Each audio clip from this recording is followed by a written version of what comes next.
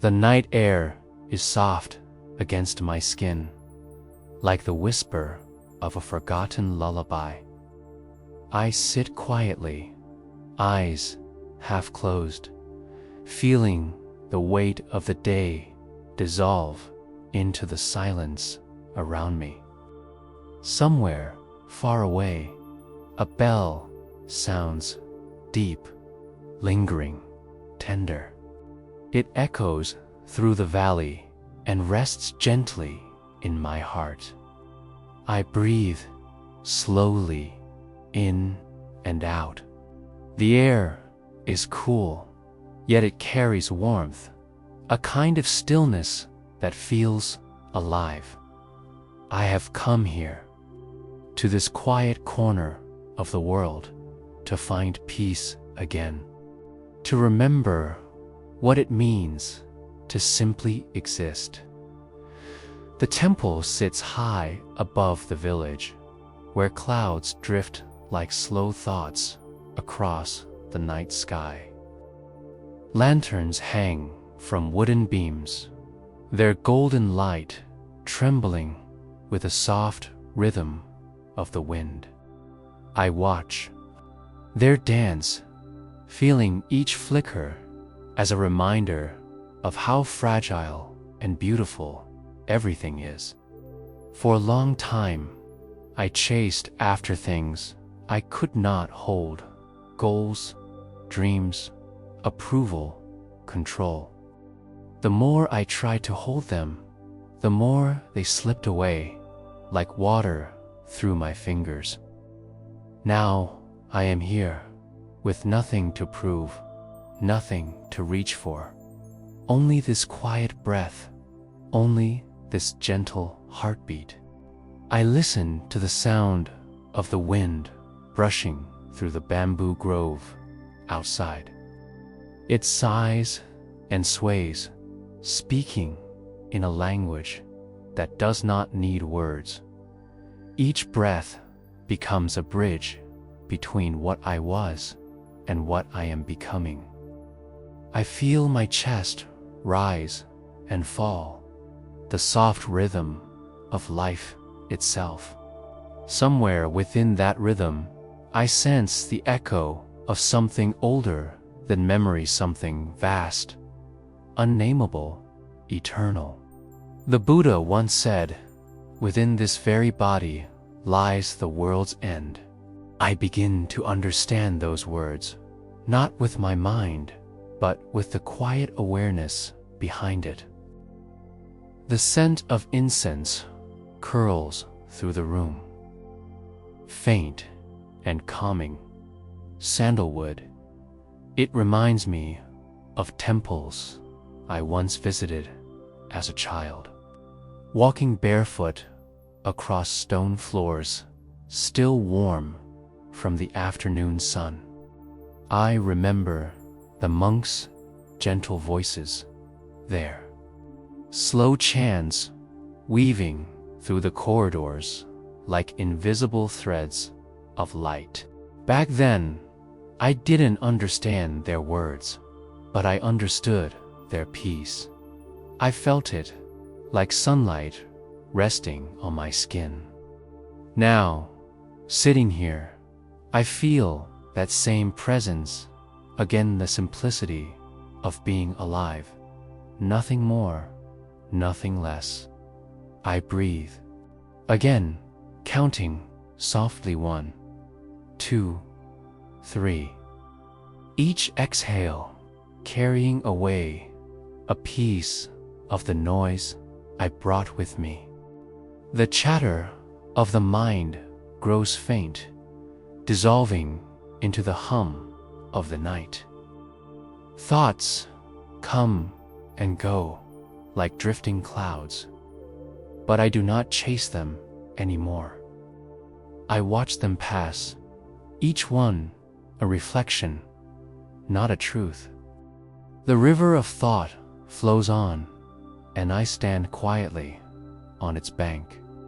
The temple bell rings once more, a sound so deep it feels as though it's coming from within me. It vibrates through my bones, awakening something wordless. For a moment, there is no separation between me and the sound, between the listener and what is heard. There is only stillness, pure, unbroken stillness. I rest in it, breathing softly, allowing it to wash through me like light through water in the distance. Crickets sing their soft, endless song. The stars above shimmer faintly behind the drifting clouds, patient and ancient. I lift my gaze to them and feel a strange comfort. They remind me that peace does not need to be created. The night holds that truth effortlessly. The wooden floor beneath me creaks slightly as I shift my weight. My hands rest on my knees, palms open. The body softens. The shoulders release their quiet tension. The jaw unclenches. Every part of me begins to melt into the stillness, as if my edges are fading, merging with the air. I no longer know where I end and the night begins. A small flame flickers beside me, casting long shadows across the tatami mat. I watch the shadow of my hand trembling on the wall. It looks alive, breathing, swaying. In this trembling light, I see the truth of impermanence. Nothing stays, not even this moment, and yet it is perfect in its passing. I close my eyes, letting the flame dance unseen. My breath deepens. The air feels heavier now, rich with silence. The mind begins to slow, like a river reaching the stillness of a lake. Thoughts grow softer, their edges blurred by calm awareness. The body grows lighter, as though the weight of years has quietly slipped away. I feel as if I am floating, suspended between waking and sleep. There is a rhythm here, an unseen heartbeat in everything. The leaves outside sway to it. The night hums with it. Even the silence moves within it. I sense that same rhythm in my chest, reminding me that I am part of this vast, breathing universe. Not apart from it, but within it. Every inhale draws the world in. Every exhale gives something back. This is balance. This is life. As I sit here, I think of how far I have traveled, not just across mountains and rivers, but through the landscapes of my own mind. I have wandered through desire, anger, confusion, and fear. And now, after all that wandering, I find that peace was never somewhere else. It was always here, hidden beneath the noise, waiting for my attention. Like the moon behind the clouds, it was never gone, only unseen. The air grows cooler as the night deepens.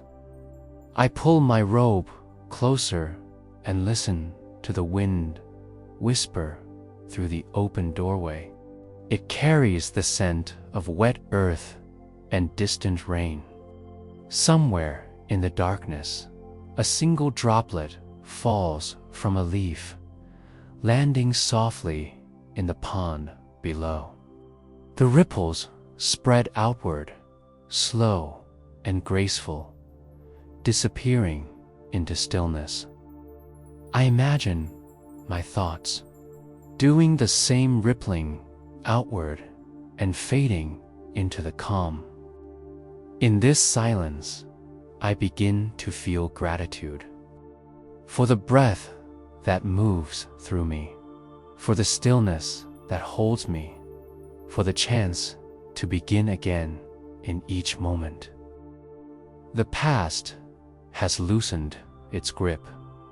The future does not call my name. There is only this tender, sacred now. I whisper silently, "Thank you." The bell chimes one last time, softer now, like a fading dream. My eyes grow heavy. The lantern light blurs, melting into golden haze. I let my breath guide me, slow, steady, effortless. With each exhale, I sink deeper into tranquility. My body becomes a vessel of quiet, floating gently in the vast sea of night. Somewhere between thought and sleep, I feel the presence of peace, not as something I am reaching for, but as something I have always been.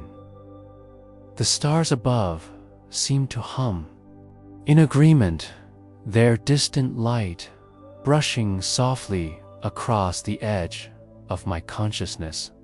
I surrender to the moment completely, allowing it to hold me like the earth holds the roots of a tree. I am no longer searching. I am no longer waiting. The night wraps itself around me, tender and infinite. I drift deeper into stillness, into the soft arms of the present moment.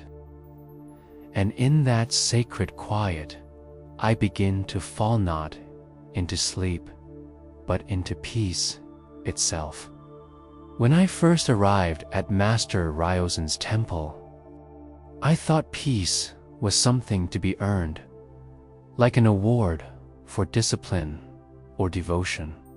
I had spent years in the city, chasing success, approval, and noise.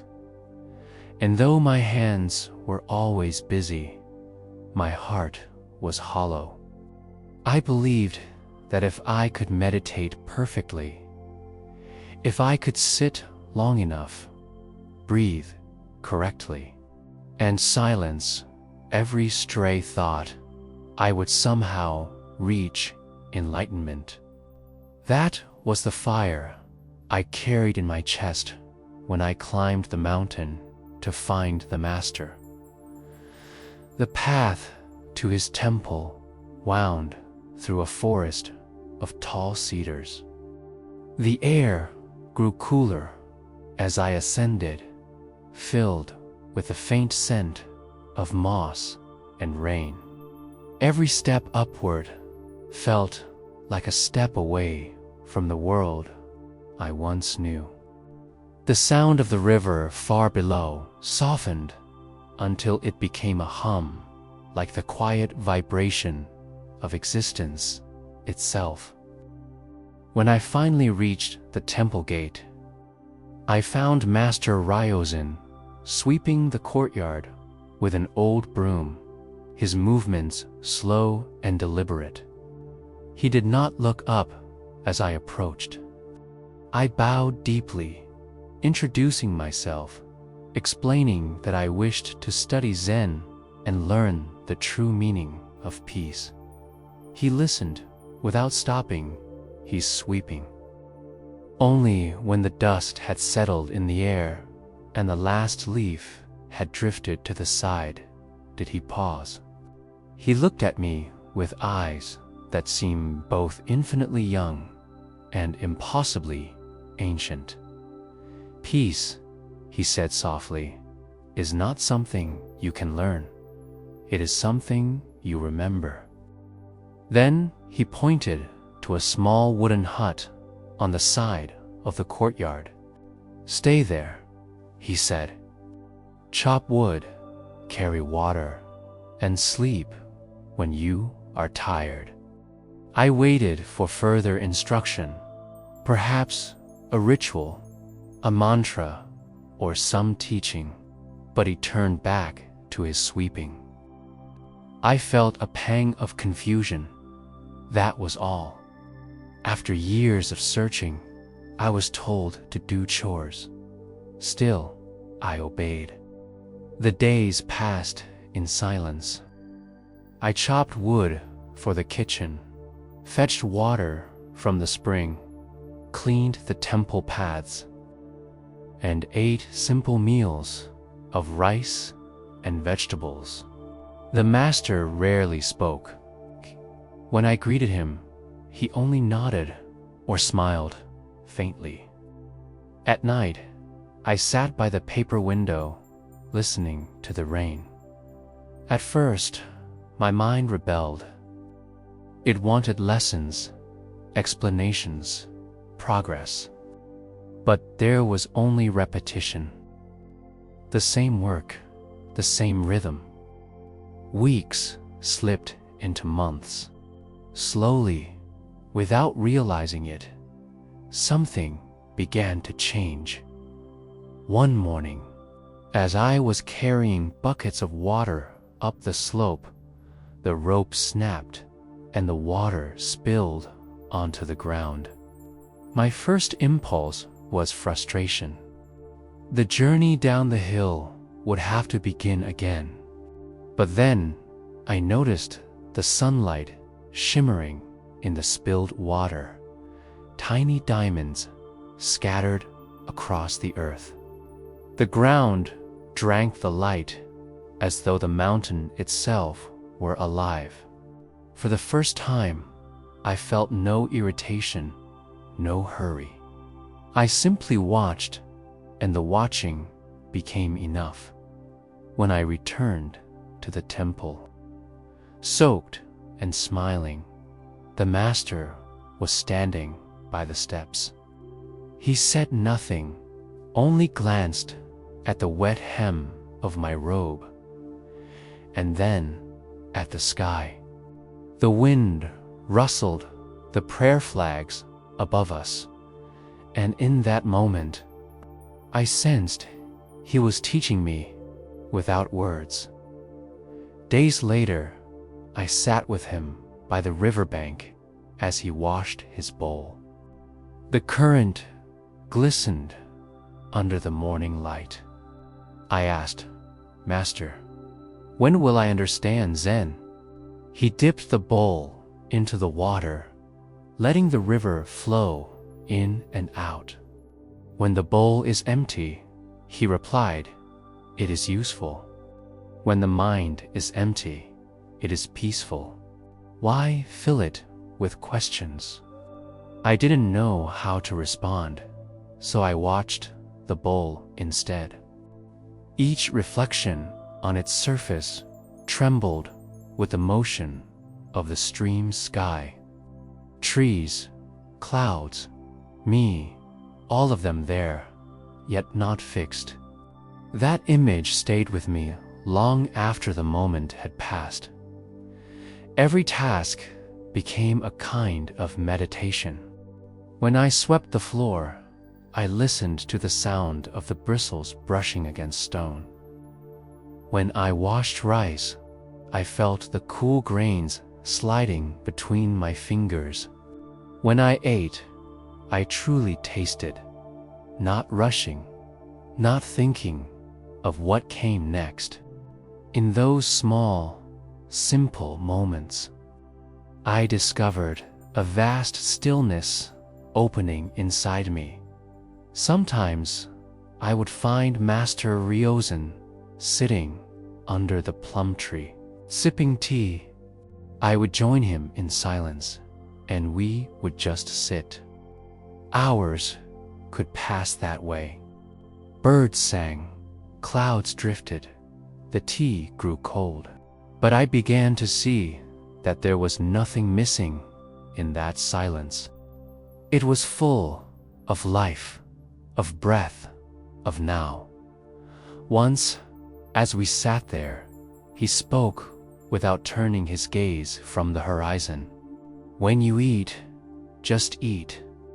When you walk, just walk. The leaf does not think about falling. The river does not plan to flow. The sun does not try to shine. They simply are. That is Zen. I wanted to understand, truly understand. So I began to practice awareness in everything. I listened to the rain without naming it rain. Slowly, I began to see that the world did not need my labels.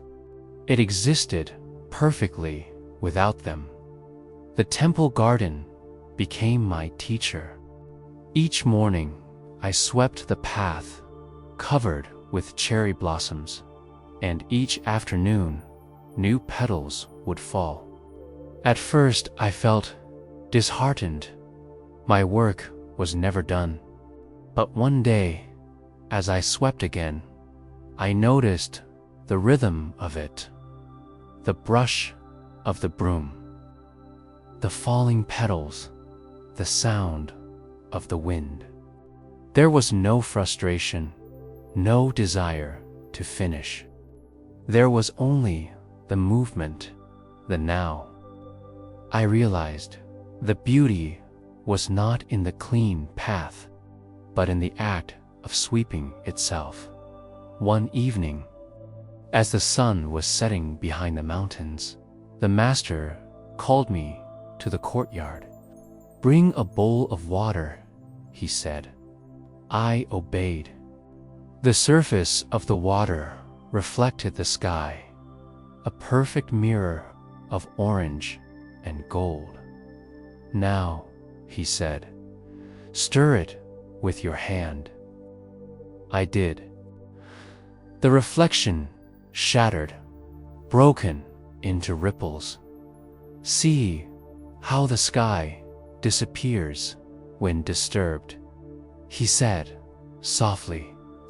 "The mind is the same. When it is still, it reflects truth. When it stirs, truth vanishes. Yet the sky itself never leaves. Only the reflection changes." His words echoed through me, not as instruction, but as realization. I saw how my whole life had been like that bowl, constantly stirred by desire, fear, and thought. I wanted to see the truth, but I could not stop my own hand from moving. From that day, I tried not to control the stillness. I simply allowed it. When thoughts arose, I let them pass like clouds drifting across the moon. When emotions came, I watched them without judgment. In the simplicity of that watching, I found something vast, an awareness that held everything unchanged. Seasons shifted. The plum blossoms faded, giving way to summer rain, then to the golden breath of autumn. Each season carried its own lesson. The blossoms taught impermanence. The rain taught surrender. The autumn wind taught letting go. And through them all, I continued my simple tasks, sweeping, carrying water, bowing, breathing. One morning, I woke before dawn. The world was wrapped in mist. The temple bells had not yet rung. I stepped outside, barefoot, the air cool against my skin. The earth was damp, fragrant. In the garden, a single spider web hung between two bamboo stalks, shimmering with dew. Each droplet caught the faint light of the rising sun, turning the web into a universe of tiny stars. I stood there, motionless, watching Dot. In that moment, I understood the web, the dew, the light, my breath. Everything was one silent movement, inseparable. Awareness was not something I had to seek. It was already here, woven into everything. The simplicity I had resisted was not emptiness, but completeness. To be aware of even a single breath was to touch the heart of all existence. When I returned to the courtyard, Master Ryozen was waiting. He smiled faintly, as if he already knew. "You saw," he said. I bowed deeply. "I saw." He nodded. "Then stop seeing. Just be." The bell rang, calling us to the morning meal.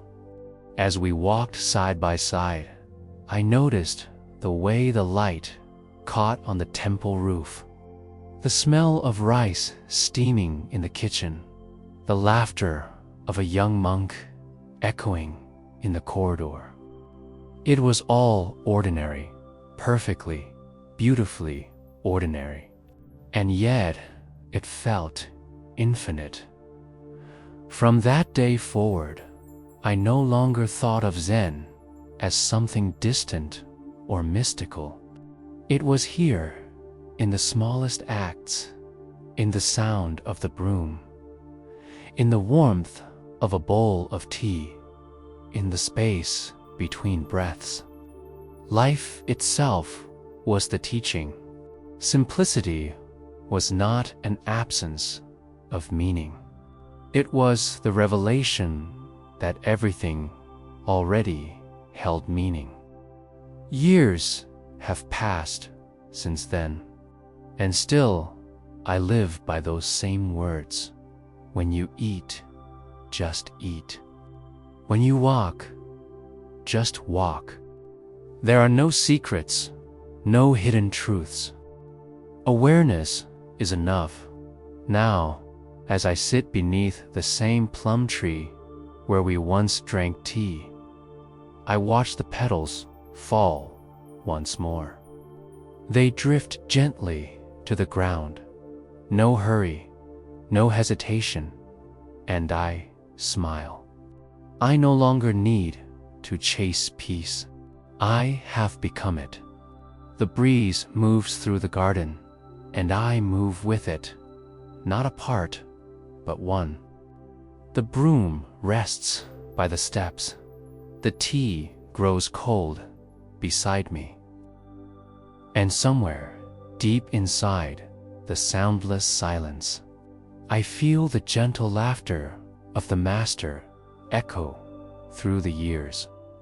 I breathe in. I breathe out. The world is whole.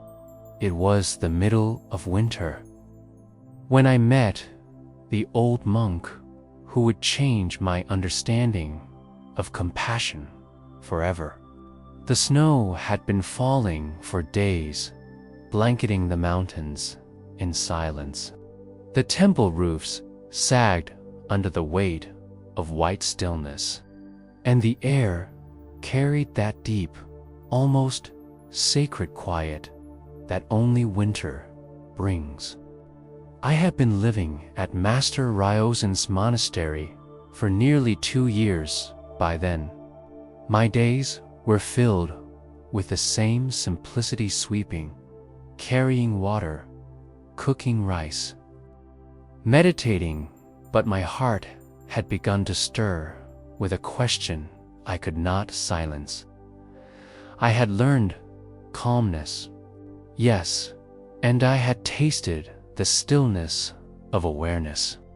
But compassion still felt like something outside me, something abstract and distant. I understood kindness in theory, but not in the marrow of my being. Sometimes, when I saw a beggar in the nearby village or a wounded bird in the garden, my heart would ache, but the ache was mixed with fear, confusion, even guilt. I didn't yet know what it meant to truly let go of myself for another. That was when the old monk arrived. He came to the temple. One snowy evening, a thin man, wrapped in a worn gray robe, his sandals soaked from the slush. The snow had gathered in his beard, and his eyes were half hidden behind the shadow of his straw hat. I was sweeping the path when I saw him approaching through the falling flakes. I greeted him with a bow, but he said nothing, only smiled and nodded. Later, when I told Master Ryozan, he smiled knowingly. "He will stay with us for the winter," he said. "Prepare the guest room beside the kitchen." The old monk introduced himself simply as Sagan. He spoke little, though when he did, his words carried the warmth of a long-forgotten fire. He joined us in our daily routine, chopping vegetables, fetching water, and meditating before dawn. But there was something different about him, something quiet, yet alive. Even when he sat silently, his presence seemed to radiate a softness that filled the room. I remember one night vividly. A storm had rolled in, and the wind howled through the temple walls. I couldn't sleep. As I passed through the corridor, I saw a faint light coming from the kitchen. Curious, I stepped closer and found Sagang sitting beside the hearth, feeding a stray cat that had wandered in from the cold. The cat's fur was matted, and its tail was half frozen, but it purred weakly as the old monk warmed his hands near it. He looked up at me and smiled. "Even the smallest life seeks warmth," he said. "Why should we refuse it?" The simplicity of his words struck me, but what struck me more was the tenderness in his movements. He didn't speak of compassion. He lived it. The next morning, when I woke, the cat was gone, but I found a small bowl of milk by the door. Over the next few weeks, I began to observe Sagan more closely. Every act he performed, lighting a lamp, sweeping the snow, serving rice, was done with the same gentle attention. He never rushed, never hesitated, never complained. There was no trace of pride or sacrifice in his face, only a calm awareness that seemed to embrace everything. One afternoon, as we were carrying firewood up the hill, I asked him, "How do you stay so peaceful even when things are hard?" He laughed softly. "Peace," he said. "I don't try to keep it. When you hold it tightly, it slips away. Let it come, let it go, like breath." Something happened that would test me in a way I could never have imagined. A traveler arrived at the temple gate, one bitter morning young woman, her clothes torn, her face pale from the cold. She was carrying a child in her arms, wrapped in an old blanket. The boy was feverish, his breath shallow, his small hands trembling. She had walked 4 miles through the snow, seeking shelter. Master Ryozan immediately ordered that they be brought inside. We laid the child near the fire, wrapped him in warm cloths, and brewed herbs for his fever. I watched as Sagan sat beside the mother, speaking to her in a quiet voice. His presence seemed to ease her panic, and when the boy began to breathe more steadily, she finally slept. That night, as the snow fell thick outside, the master told us that the woman's village had burned in a fire. Her husband had died trying to save their home. She had fled with the child and nothing else. For days, we cared for them. The child's fever came and went like waves against the shore. I tried to help, but inside, I felt something burning, an ease I couldn't name. Part of me wanted to withdraw. Their pain was too raw, too heavy. I felt powerless against it. Each time I saw the woman's hollow eyes or heard the boy's weak cough, something inside me twisted. One evening, as I sat by the temple gate watching the snow drift through the lantern light, Sagan came and sat beside me. He said nothing for a while, then asked, "Why do you look so troubled?" I hesitated. "I don't know how to help them," I said, finally. "Their suffering feels too deep.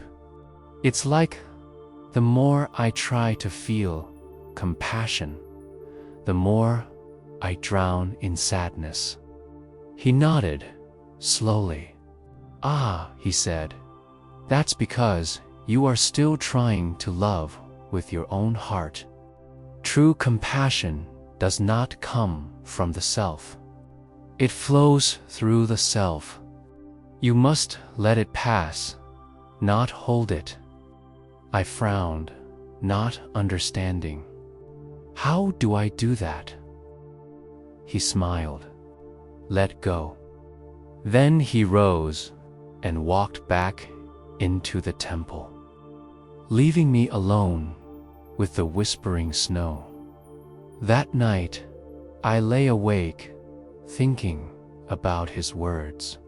Let go. It sounded so simple, yet it felt impossible. I wanted to help, but I was still trapped in the idea of I. My compassion was tangled with my desire to be good, to be useful. I was trying to give from a cup that was already full of myself. The next morning, the boy's fever worsened. The mother sat beside him, tears streaking her cheeks. Sagan and I stayed close, tending to the fire and keeping warm cloths on the boy's forehead. Hours passed, and at last, the child's breathing began to slow. The mother clutched him, calling his name, but his eyes did not open. A stillness filled the room, heavy, sacred, final. The silence that followed was unbearable. I turned away, my chest tight with helplessness. How could such innocence end like this? How could compassion exist in the face of such loss?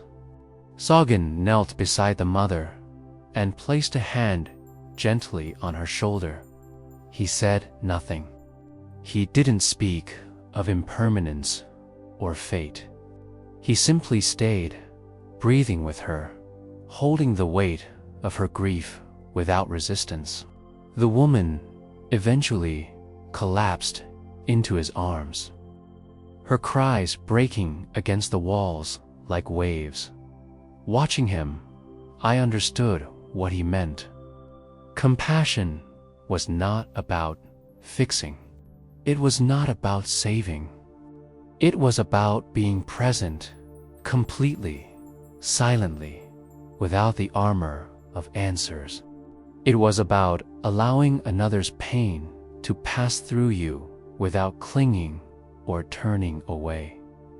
Later that night, after they had both fallen asleep, I stepped outside. The snow had stopped. The world was wrapped in moonlight. The air was so still, it seemed to hold its breath.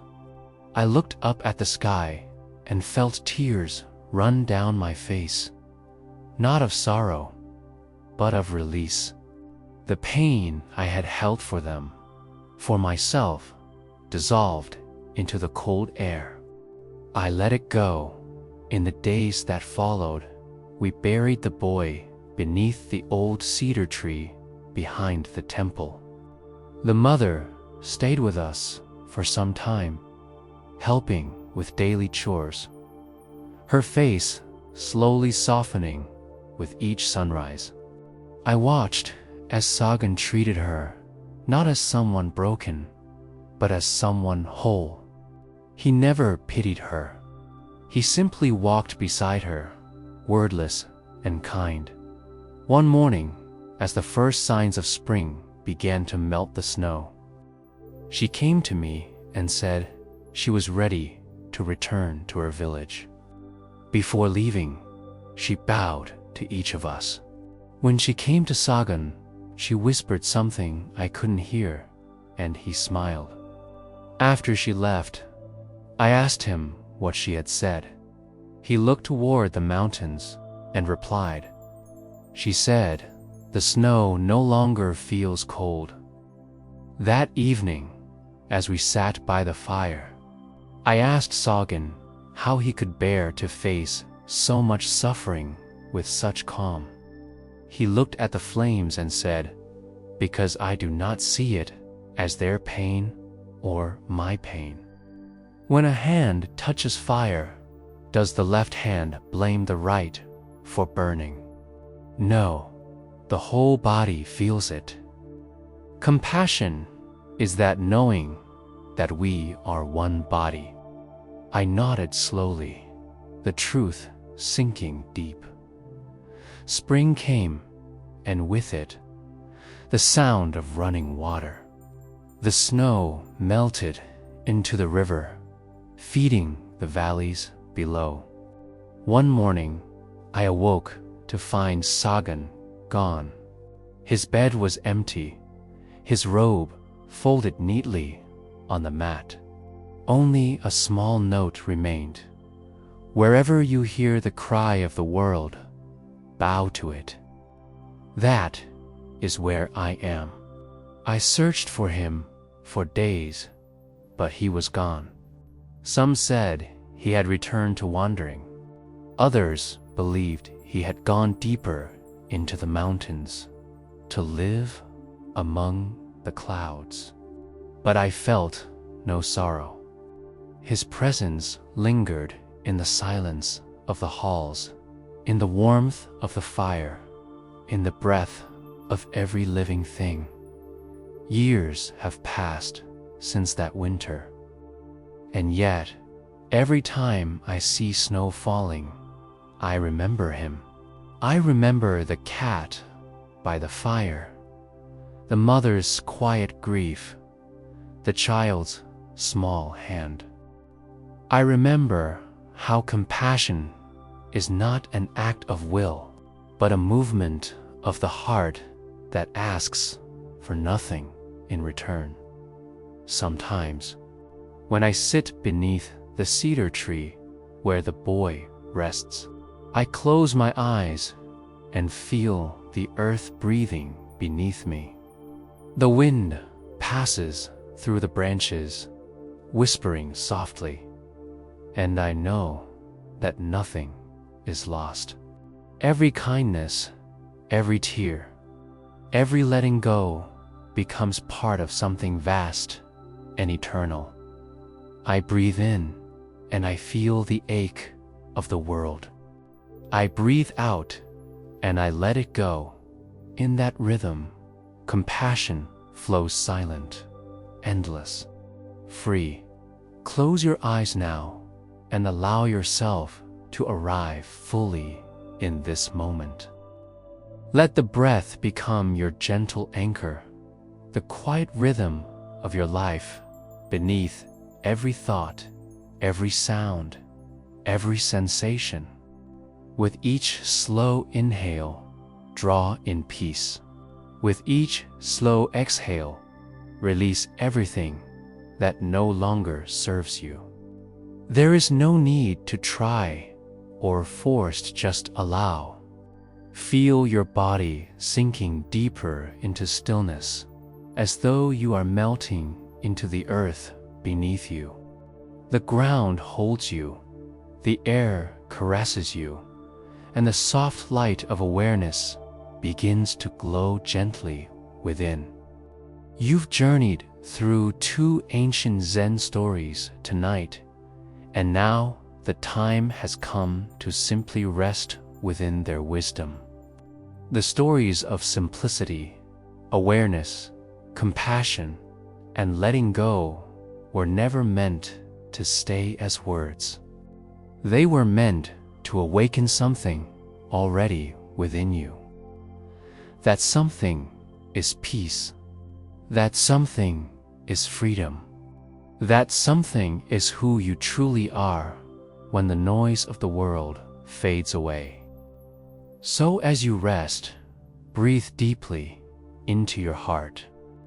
Allow it to open like a lotus at dawn, petals unfolding effortlessly with every inhale, revealing the calm essence of your being. Imagine that you are sitting beside a still mountain lake. The moon reflects on the surface, clear and perfect. The water is so calm that you can see the stars dancing upon it. The air is cool and gentle against your skin. As you watch the moonlight ripple softly on the surface, imagine that the lake is your own mind. Thoughts appear as tiny ripples. Feel them arise and then dissolve. Nothing stays, nothing clings. Each moment appears and disappears like a wave returning to silence. This is the teaching of letting go, not as an act of rejection, but as a surrender to the natural flow of life. Now, take a slow, deep breath in through the nose. Feel it expand through your chest, your ribs, your belly. And as you exhale, release the day behind you. Let it drift away like mist over the lake at dawn. Feel your shoulders drop. Feel the muscles around your eyes soften. Your jaw unclenches. Every part of your body begins to unwind. You are safe here. You are home here. You are resting in the heart of awareness. With each breath, imagine waves of warm light spreading from your heart, flowing down through your arms, your hands, your fingertips. Feel it move down your spine, into your legs, through your feet. The light connects you with the earth below, grounding you in peace. You may even sense a subtle hum beneath you, the hum of life itself, calm and eternal. In this awareness, nothing is missing.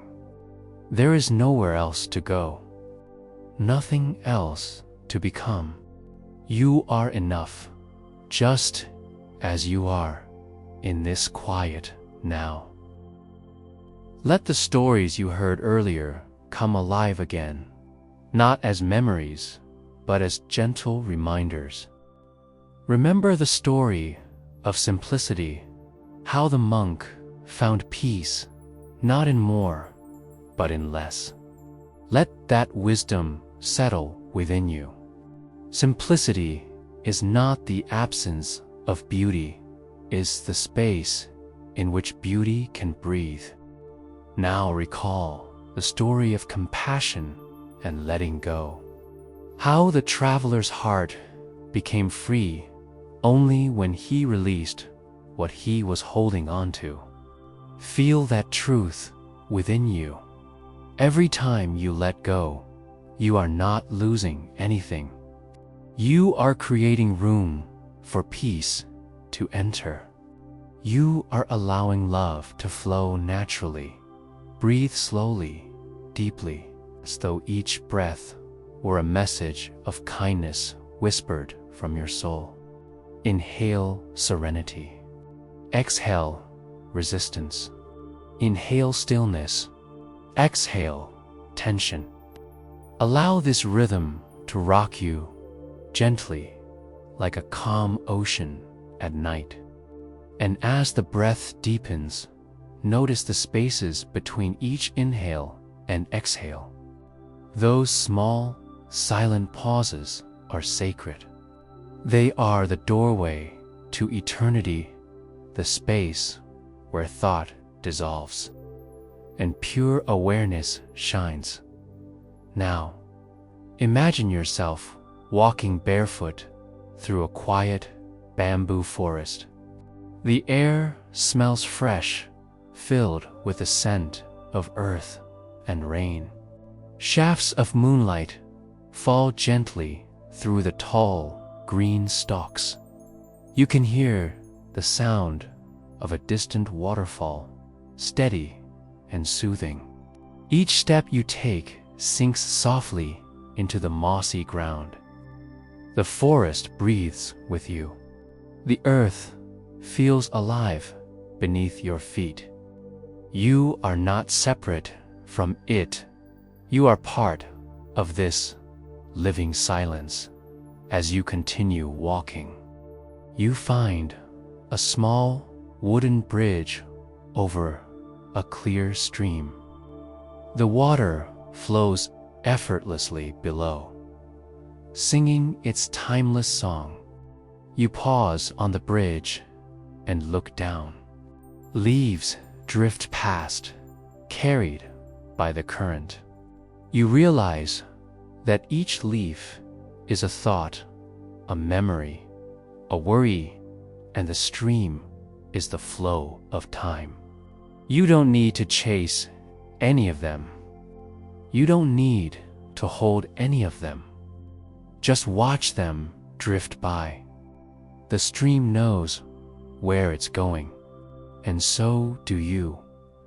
Take another deep breath in, and as you exhale, imagine yourself sitting at the center of this serene forest. You close your eyes and listen. You hear the whisper of wind, the murmur of the stream, the distant hum of life.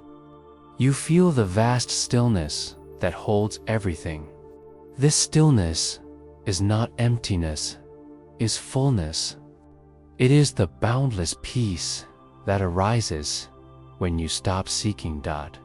Now bring your awareness gently to your body again. Feel your heartbeat calm and steady. Feel the breath entering and leaving naturally.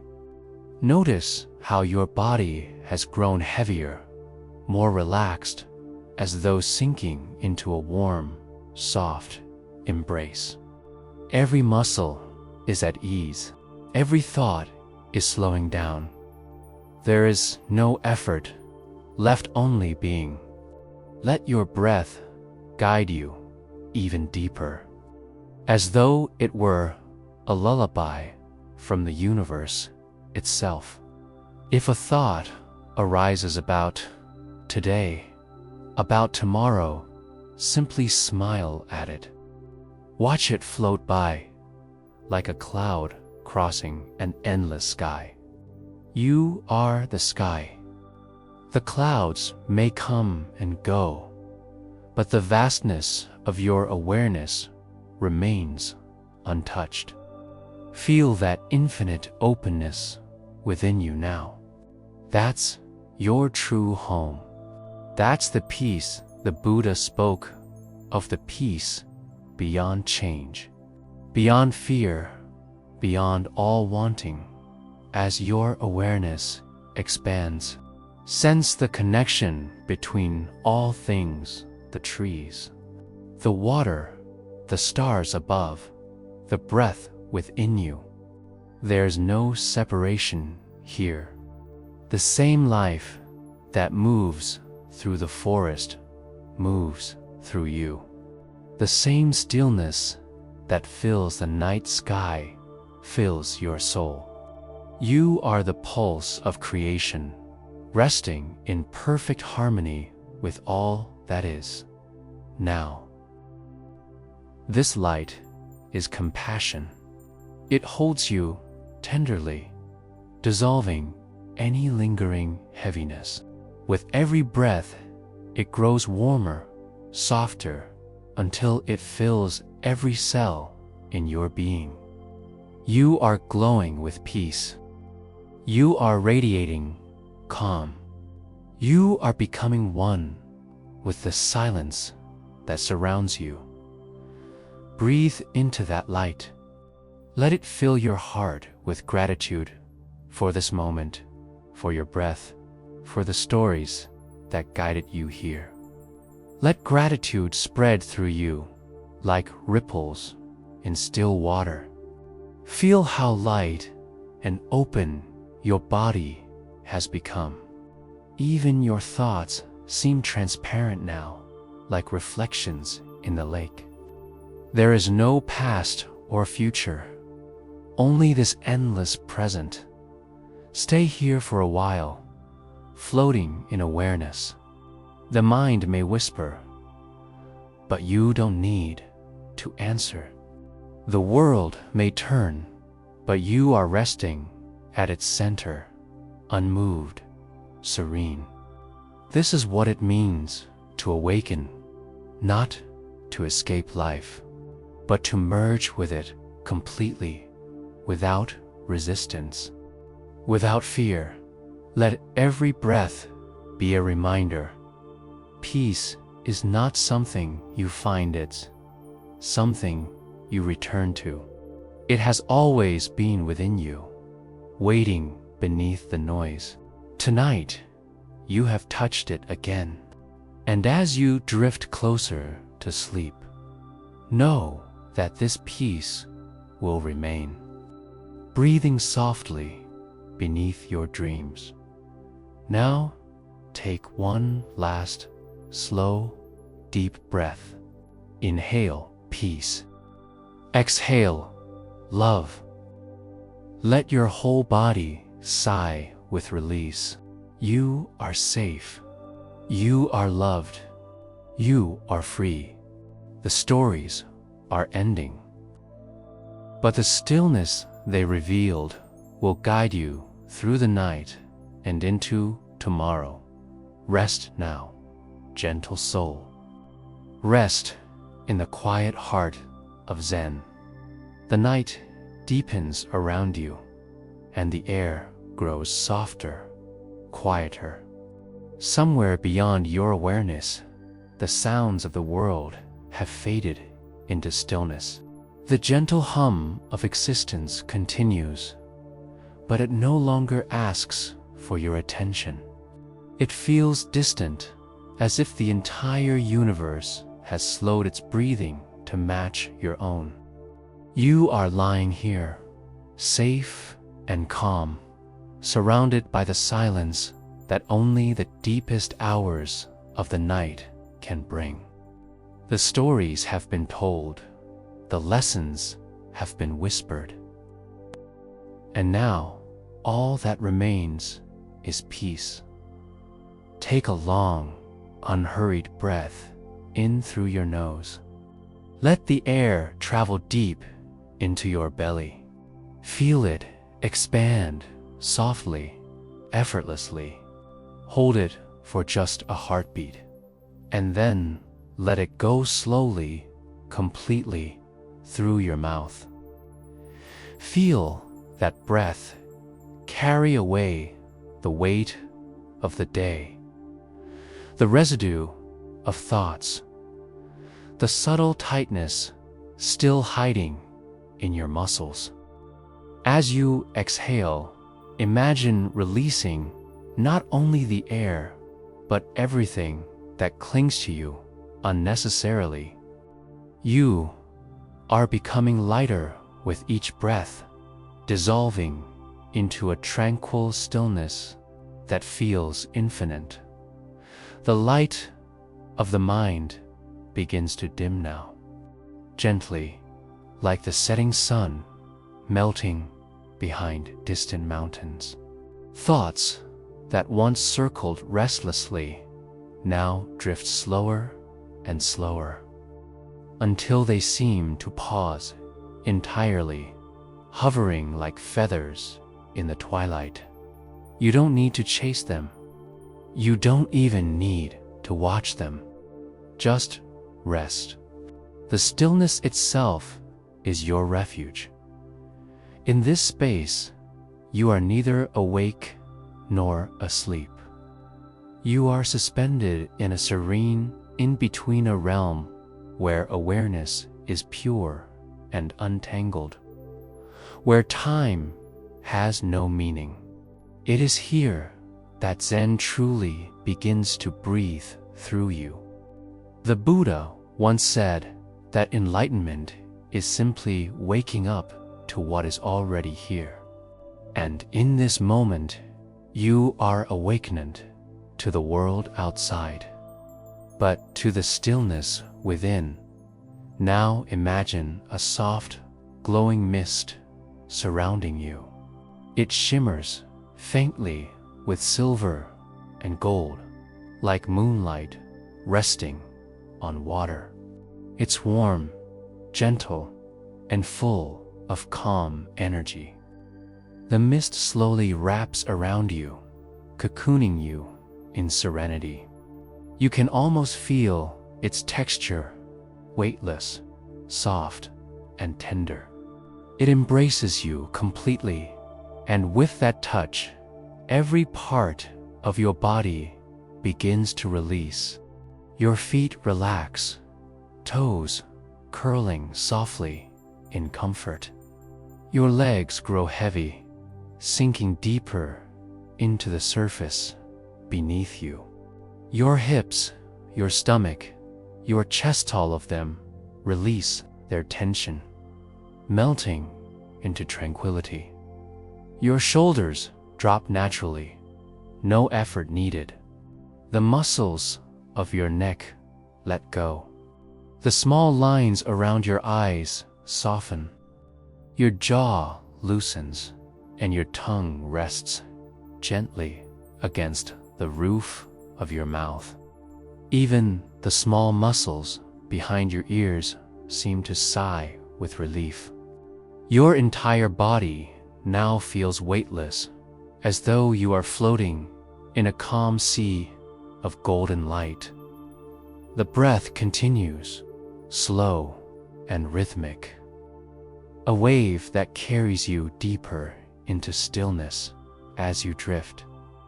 You may feel a subtle warmth in your chest, the quiet hum of your heart, steady and kind. Feel gratitude for that rhythm, for the life that pulses quietly within you. That heartbeat is not separate from the rhythm of the universe. The tides of the ocean, the rustling of bamboo, in the wind. The quiet flicker of starlight all follow the same timeless rhythm. You are not apart from the world. You are woven into it. The same peace that lives in the stars lives in you. The same stillness that fills the forest at dawn fills your heart at this very moment. Let yourself imagine, now that you are resting beneath an ancient Bodhi tree. The moonlight filters gently through its leaves, casting soft patterns upon your skin. The air is cool and fragrant with a scent of earth and night flowers. Somewhere in the distance, a night bird sings a single, tender note before falling silent again. You can almost hear the soft rustle of the tree's leaves whispering above you. Sound that feels like a lullaby from the universe itself. Under this sacred tree, the Buddha once sat and discovered awakening, not by searching, but by being. You are resting in that same spirit now. No need to reach for anything. No need to fix or change. Peace is not something to earn, it is what remains when all striving ends. Let that truth wash over you, soft and certain. You are already whole. You are already complete. The entire journey, all the stories, all the breaths have been guiding you here to this effortless presence. Take another slow breath in. Feel it as a wave of golden light filling your chest, warming your heart. Then exhale and imagine that light flowing out, spreading across the world toward everyone who has ever struggled, toward every heart that longs for peace. In giving peace, you receive it even more deeply. The compassion you offer flows back into you like an endless circle of love. You are both the giver and the receiver of calm. You are the quiet center of all things now. Allow your mind to drift freely. It might wander through images of the stories you heard the monk and his simple bowl. The traveler releasing what he held too tightly. Let these images soften and blur. They don't need to stay sharp. They are dissolving into the dream space of your subconscious, where their lessons will continue to echo gently as you sleep. Even without words, your spirit understands. The wisdom has already been absorbed into your being. Your breath remains your companion, calm and loyal. Feel it as the tide of a tranquil sea, washing in and out, each wave smaller than the last. With every exhale, you drift a little deeper, a little slower. The edges of the body blur. The line between you and the world disappears. You are no longer the observer of peace. You are peace itself. Imagine that the stars above begin to glow a little brighter, sending down threads of silver light that touch your forehead, your chest, your hands.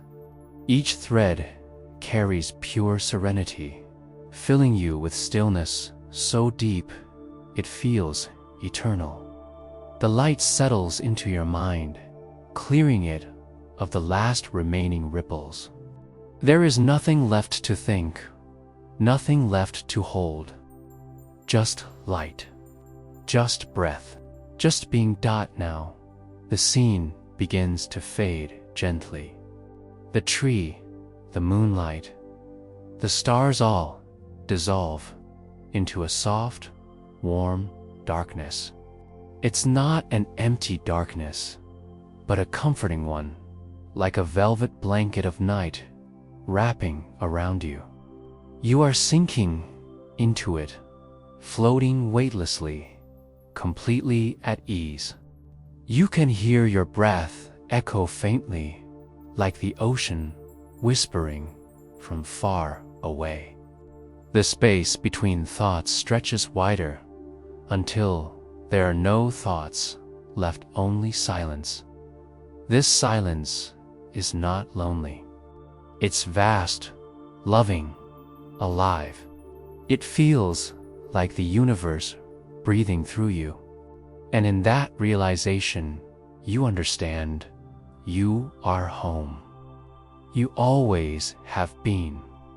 The world may spin, the days may come and go, but this stillness beneath everything, this endless peace, never leaves. It is who you are. If sleep has not yet taken you, allow it to come naturally, like a leaf falling onto still water. Don't try to sleep, just rest. The body knows how to surrender when it feels safe. And right now, you are safe beyond measure. The mind knows how to drift when it is unburdened. And right now, you are lighter than air. Let go completely. Let the soft rhythm of your breath carry you across the threshold between waking and dreaming. You might begin to feel the first waves of sleep rising soft, slow, irresistible. They come not as darkness, but as comfort, a quiet pulling downward into rest. Surrender to it. Trust it. Let yourself fall gently, knowing that you are cradled by peace itself. The stories, the breaths, the stillness all have led you here, to this sacred moment of surrender. As you drift deeper, the last fragments of awareness dissolve. Thoughts fade into silence. The boundaries of time disappear. All that remains is the gentle pulse of life, the soft rhythm of peace, the whisper of eternity. You are safe. You are loved. You are free. And as sleep takes you now, may your dreams be filled with light. May they carry the calm of the moonlit forest, the kindness of the monk, the compassion of the traveler, the wisdom of the Buddha. May they lead you always back to your center, the place where peace never ends. Rest now. Float deeper into the night. The world breathes with you. Everything is as it should be. The journey is complete. Sleep peacefully, dear soul. Sleep within the heart of Zen. The night settles softly around me, like a gentle whisper from the ancient mountains. I sit by the open window of my small wooden hut, where the cool wind carries the scent of pine and the distant echo of a temple bell. The world beyond is wrapped in stillness, and I can almost feel the earth breathing, slow, calm, eternal. As I close my eyes, I sense the rhythm of life moving through everything, the rustle of leaves, the hum of unseen insects, the soft crackle of a lantern's flame beside me. Each sound feels alive, yet at peace. I take a slow breath in. The air feels fresh, clean, as if it has passed through the heart of the mountains before finding its way to me. I let it fill my lungs, then slowly release it, letting go of the cluttered thoughts of the day. The worries, the noise, the expectations, all drift away like fallen leaves floating down a quiet stream. I remind myself that there is no rush, no burden to carry. Only this moment, this still, breathing presence that feels infinite in its calm, in the quiet. I can hear the faint sound of a bamboo chime outside the window. Its tone is delicate and pure, like a voice reminding me that peace has always been here, waiting patiently beneath the layers of the world's chaos. The moonlight spills across the tatami mat, soft and silver, forming shapes that shift gently with the wind. I watch the play of light and shadow, as though the universe itself is painting a lullaby. I tell myself that tonight is not a night for doing. A tea is a night for being. There is nothing to achieve, nowhere to go. The body can rest, the mind can drift, even the heart can soften. I bring my attention to my breath again, in and out. Each inhalation feels like drawing in peace.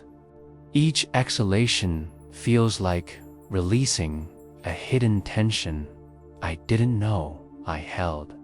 The rhythm is simple, but within that simplicity, I find something sacred. I remember an old monk once said, "When you finally stop searching, you will see that the sky has always been blue." I smile quietly at that thought. Tonight, I no longer wish to search. I simply wish to rest in that endless blue, to dissolve into the calmness that has been surrounding me all along. The world outside grows quieter still. Even the wind seems to pause to listen. Somewhere in the distance, a temple drum echoes once a single deep sound that fades into silence. The resonance lingers in my chest, as if the sound was meant for me alone. I feel it vibrate through my body, grounding me deeper into this moment. I open my hands on my lap, palms facing upward, and allow everything to be as it is. I do not try to control my thoughts. I simply watch them float by, like clouds across a vast and empty sky. The more I let go, the lighter I feel. The walls of my hut, the passing of time, even my own name, all begin to blur into something wider, something wordless. I realize that this stillness I am entering is not new. It was always within me, waiting beneath the noise of a living. It is the stillness that the monks speak of when they sit for hours in silence, hearing the universe breathe through them. A sense of gratitude wells up inside me, not for anything particular, but for the simple gift of being here, now, in this quiet, for the gift of breath, for the moonlight touching my face, for the sound of life whispering through the night. I can feel my body sinking deeper into ease, as though the earth itself is holding me gently. My eyelids grow heavy, but I do not force sleep. I let it approach softly. Like a tide meeting the shore, I take one last long breath and feel it move through every corner of my being. With it, I release the last bit of resistance within me. The mind settles. The body softens. The heart opens. The moment stretches into eternity. And within that eternity, there is nothing left to do, only to rest, to listen, to be still, in the quiet of the night.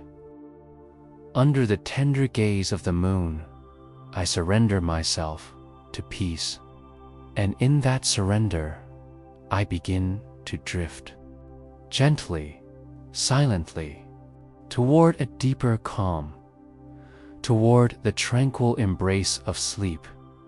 There once was a time, long ago, when the mountains whispered the secrets of peace to those who truly listened.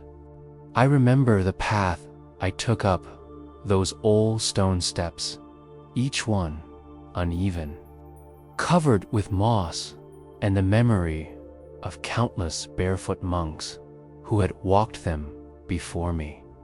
The air was thin there, filled with the scent of cedar and the cool mist that clung to my robe.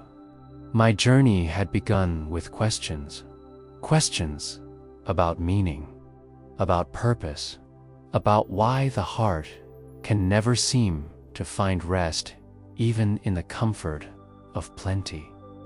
I had left the city behind, the noise, the possessions, the endless pursuit of more. And now, all I had was a small bag, a walking stick, and the echo of my own breath. At the top of the mountain stood a small wooden temple, quiet, unassuming, touched by age, but still alive with spirit. Smoke drifted lazily from a single chimney. I had heard that a wise monk lived there, one who had long ago renounced all attachments and now lived with nothing more than what nature offered. They said he ate once a day, slept when the sun fell, and spoke only when the heart required it. When I reached the door, I hesitated.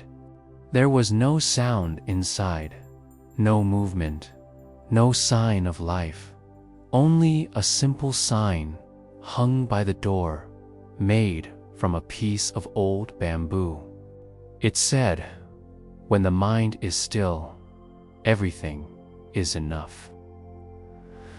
I stepped inside quietly.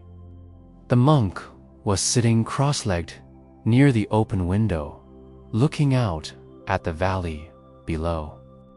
He was old, his face like wrinkled parchment, yet there was a light in his eyes that seemed endless, like the reflection of the sky in a still pond. He turned to me and smiled, not with words, but with a kind of calm that made my restless thoughts pause. "Welcome," he said softly. "You have walked far." I bowed. "Yes, Master. I have come to learn the way to peace." He nodded once and gestured for me to sit. We sat in silence for what felt like hours. The wind whispered through the open window. The sound of the forest filled the room, birds calling, leaves rustling, the faint buzz of insects. At first, I was uncomfortable. My legs ached, my mind wandered, and I found myself waiting for him to speak again. But he didn't. He simply watched the horizon, breathing slowly, like the earth itself. Finally, unable to bear the quiet, I spoke. "Master, I came seeking wisdom. What must I do to find peace?" He turned his gaze toward me. "You must stop seeking." I frowned. "Stop seeking? But without seeking, how can I find?" He smiled, and in that smile was something both kind and mysterious. When the water is still, it reflects the moon perfectly. When it is stirred, the reflection disappears. The more you stir, the less you see. Be still, and the truth will reveal itself. I didn't understand then. My mind wanted instruction, not poetry. I wanted to do something, to act, to fix, to find peace as if it were a treasure hidden somewhere waiting to be claimed. But the monk simply rose, motioned for me to follow, and walked out into the garden behind the temple. The garden was small, no grand gates, no intricate fountains, just stones, a small pond, and a single cherry tree that had shed most of its blossoms. He stopped near the tree, knelt down, and picked up a single fallen petal. "Do you see this?" he asked. I nodded.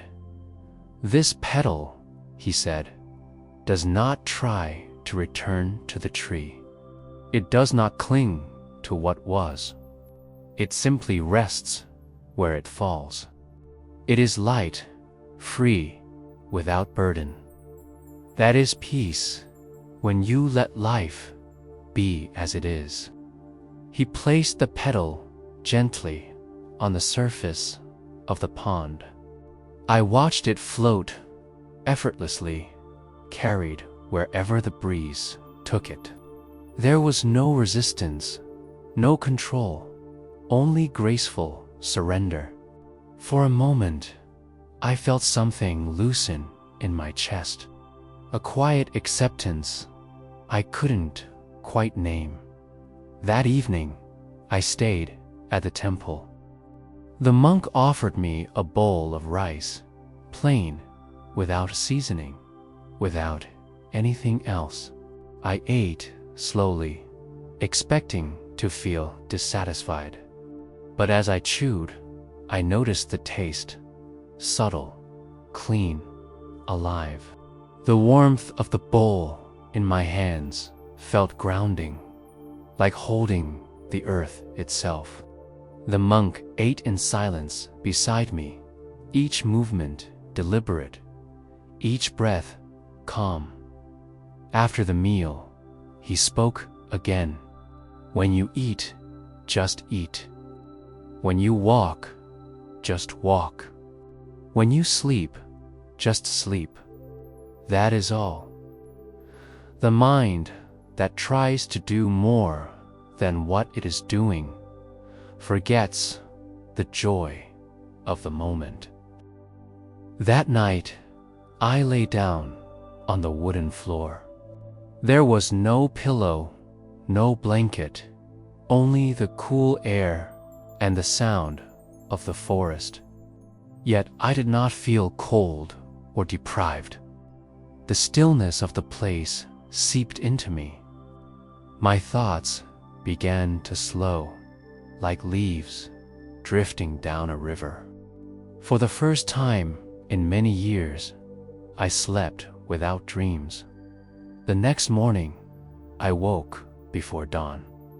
The monk was already outside, sweeping the ground with a bamboo broom. The temple was spotless, though it hardly needed cleaning.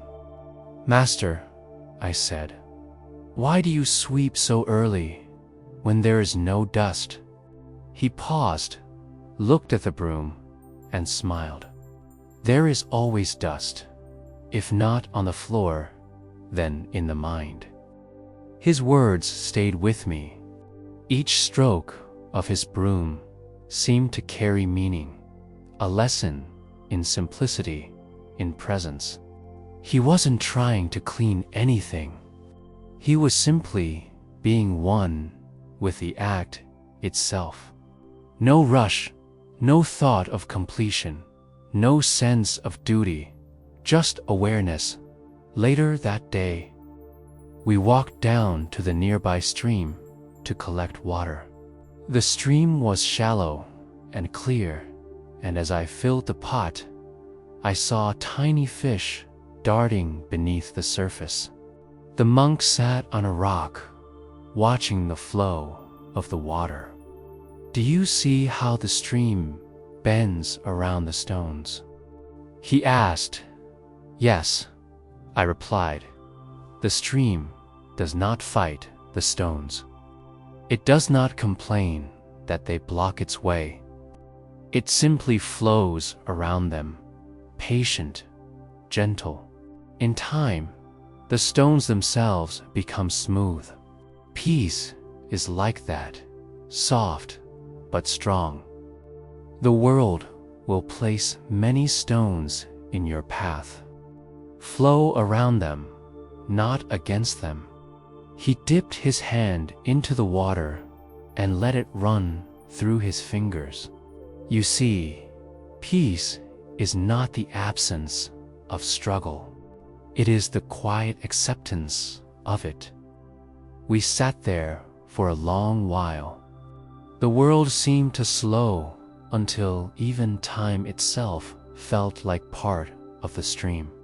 When we finally returned to the temple, the sun was high, and a warm breeze carried the scent of wildflowers through the valley. That evening, I helped him prepare the fire. The monk placed small pieces of wood carefully, as though arranging sacred offerings. He didn't speak much. I began to realize that silence itself was his greatest teacher. In the quiet, I started hearing things I had long ignored: the rhythm of my heartbeat, the whisper of wind against the roof, the pulse of life in every direction. "When the fire was ready," he said softly, "you came here seeking peace as if it were something to be found. But peace is not an achievement. It is the natural state beneath all your striving, like the sky behind the clouds, always there, waiting." He looked up at the night sky. The stars shimmered, infinite and calm. "When you live simply," he said, "you stop carrying the weight of wanting. When you stop wanting, you begin to see the perfection in what already is." I asked him, "But how do I live simply in a world that constantly demands more?" He turned to me, his eyes kind. "Start with one thing. Be fully present with it. When you drink tea, let the world disappear into that cup. When you walk, let each step be the whole journey. When you speak, let your words rise from silence. Slowly, the noise will fade, and you will remember who you are beneath it all." That night, I sat again by the window, listening to the sound of crickets and the faint hum of the forest. I watched the moon rise over the mountains, glowing softly against the sky. And in that moment, I understood peace was never in the mountains, or the temple, or the wise monk. It was in me, waiting for the noise to quiet so it could be heard. I stayed for 7 days, though each day felt timeless. I swept the floor, carried water, ate rice, and sat in silence. With each passing sunrise, I felt lighter. My thoughts grew fewer, my breaths deeper. There was no more need to chase after meaning. The act of being alive had become meaning enough. On the last morning, before I left, the monk handed me the same bamboo sign that hung by his door. "Take this," he said. "Wherever you go, let it remind you." I looked at the sign. The words were simple: when the mind is still, everything is enough. As I walked down the mountain, I noticed the world differently. The chirping of birds, the glint of dew on leaves, the play of sunlight through branches. Nothing had changed, and yet everything had. I realized that simplicity was not about having less, it was about needing less. And in needing less, I had found what I had been searching for all along.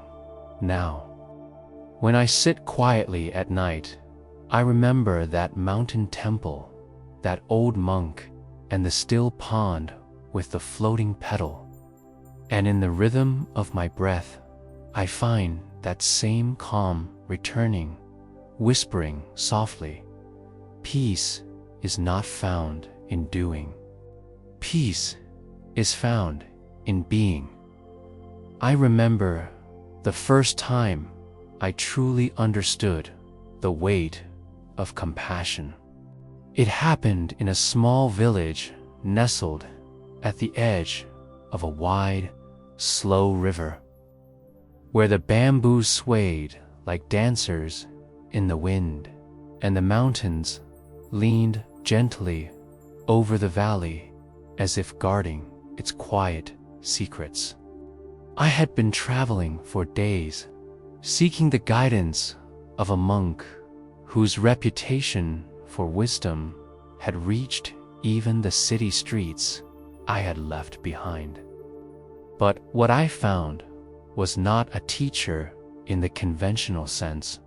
It was a life lesson wrapped in the ordinary, unfolding quietly in a way that only time and observation could reveal. I arrived at the village at dusk. The air was humid, filled with the scent of wet earth and the sweet decay of fallen leaves. Children ran along the narrow dirt paths, their laughter mingling with the distant calls of birds settling into the trees. I noticed an old man sitting near the riverbank, his frame thin and stooped. Yet there was a certain presence about him, a calm that did not demand attention, but which drew it nonetheless. Curious, I approached him. "Good evening, sir," I said softly. He looked up, his eyes bright despite the years etched into his face, and nodded in greeting. "Evening," he replied. His voice was quiet but steady, carrying a weight that made me lower my tone in respect. "I've come to learn about peace," I admitted, "about how to live without carrying so much anger, so much grief, so much fear." He looked at me with a faint smile. "You will learn," he said. not by hearing my words, but by seeing and feeling. I spent the first hours sitting near him in silence, watching the river flow.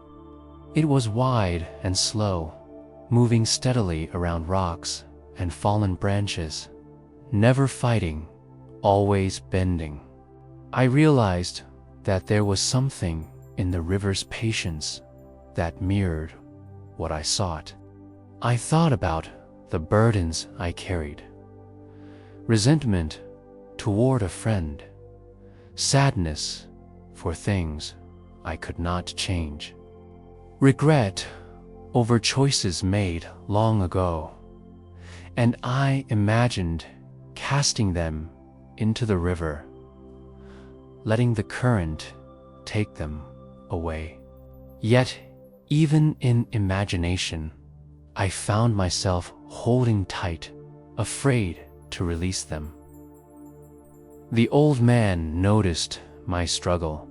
He gestured toward a small wooden boat tied to the bank.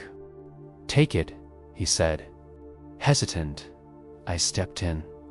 The wood creaked under my weight, the river's surface reflecting the fading light of the sun.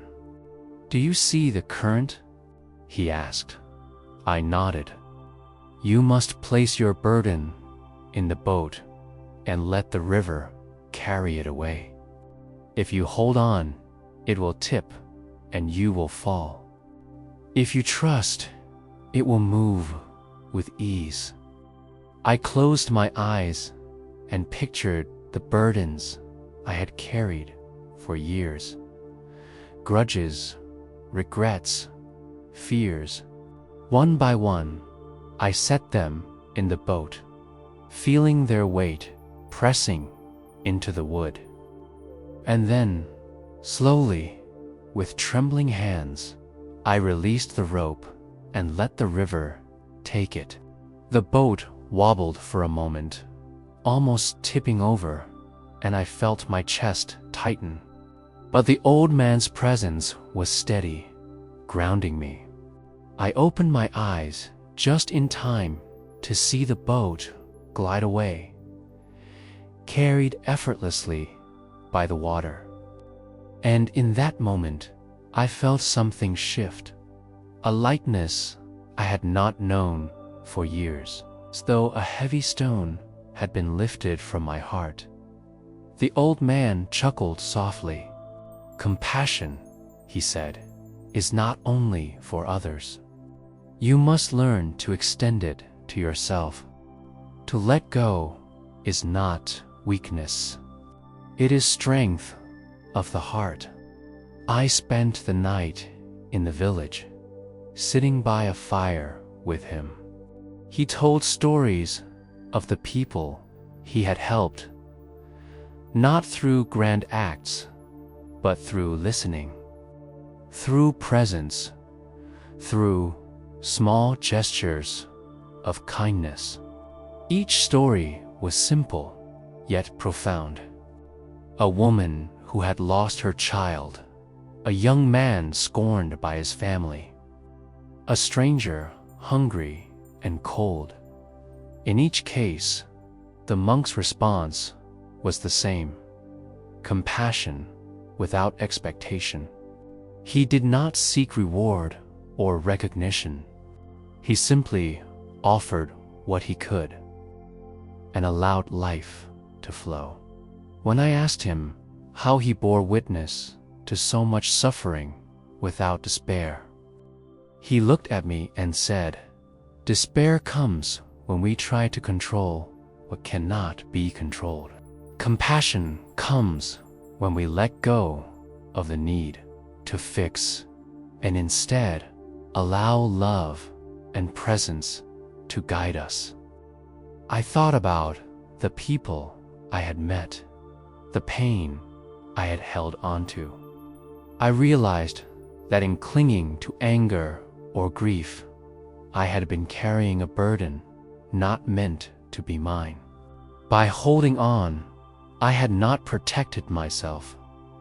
I had imprisoned myself. but now I felt a gentle opening within, a space where understanding could grow. The following morning, we walked along the river. The sun was low, casting long shadows across the water. He pointed to a tree that had fallen into the river, its roots still clinging to the bank. "See how it bends, yet remains," he said. "Life will break and bend you, but you are stronger for what you endure. And just as the tree lets the water flow past it, you must let go of what you cannot hold." He paused and handed me a small stone. "Keep this with you," he said. "Whenever you feel overwhelmed, hold it and remember the river. Remember that letting go is not losing. It is making room for peace." I held the stone in my hand as I continued my journey. Over the days that followed, I encountered moments of frustration, old fears rising like shadows from the past. Each time, I closed my hand around the stone, breathed slowly, and imagined the river carrying my burdens away. The practice did not make the challenges vanish, but it allowed me to meet them with calm. I discovered that true compassion begins with presence, truly seeing another being and oneself without judgment, without clinging. I remember one evening when a traveler came to the village, weary and worn, carrying news of famine and loss from a neighboring town. The villagers looked at him with worry, and I saw fear stir within myself. The old man approached the traveler, offering food, warmth, and a listening ear. I watched as the traveler's shoulders relaxed, his eyes softened, the tension of his journey melting into trust. The old man did not ask questions about his deeds or his worth. He simply held space for him, letting the man's suffering be witnessed. And in that witnessing, the suffering began to dissolve. I realized then that compassion and letting go were intertwined.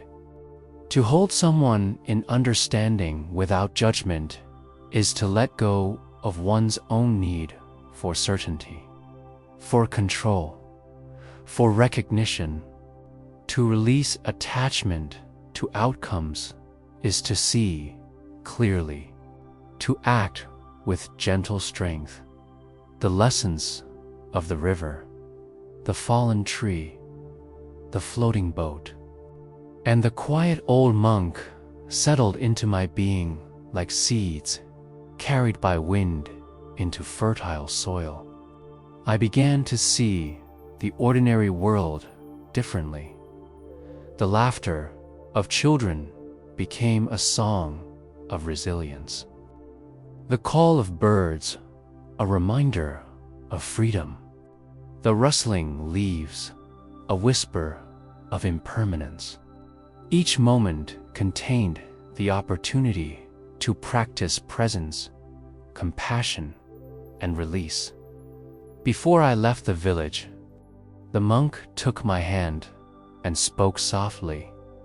"Carry what you must, but not what weighs you down. Your heart is a river. Let it flow freely, and it will nourish all it touches."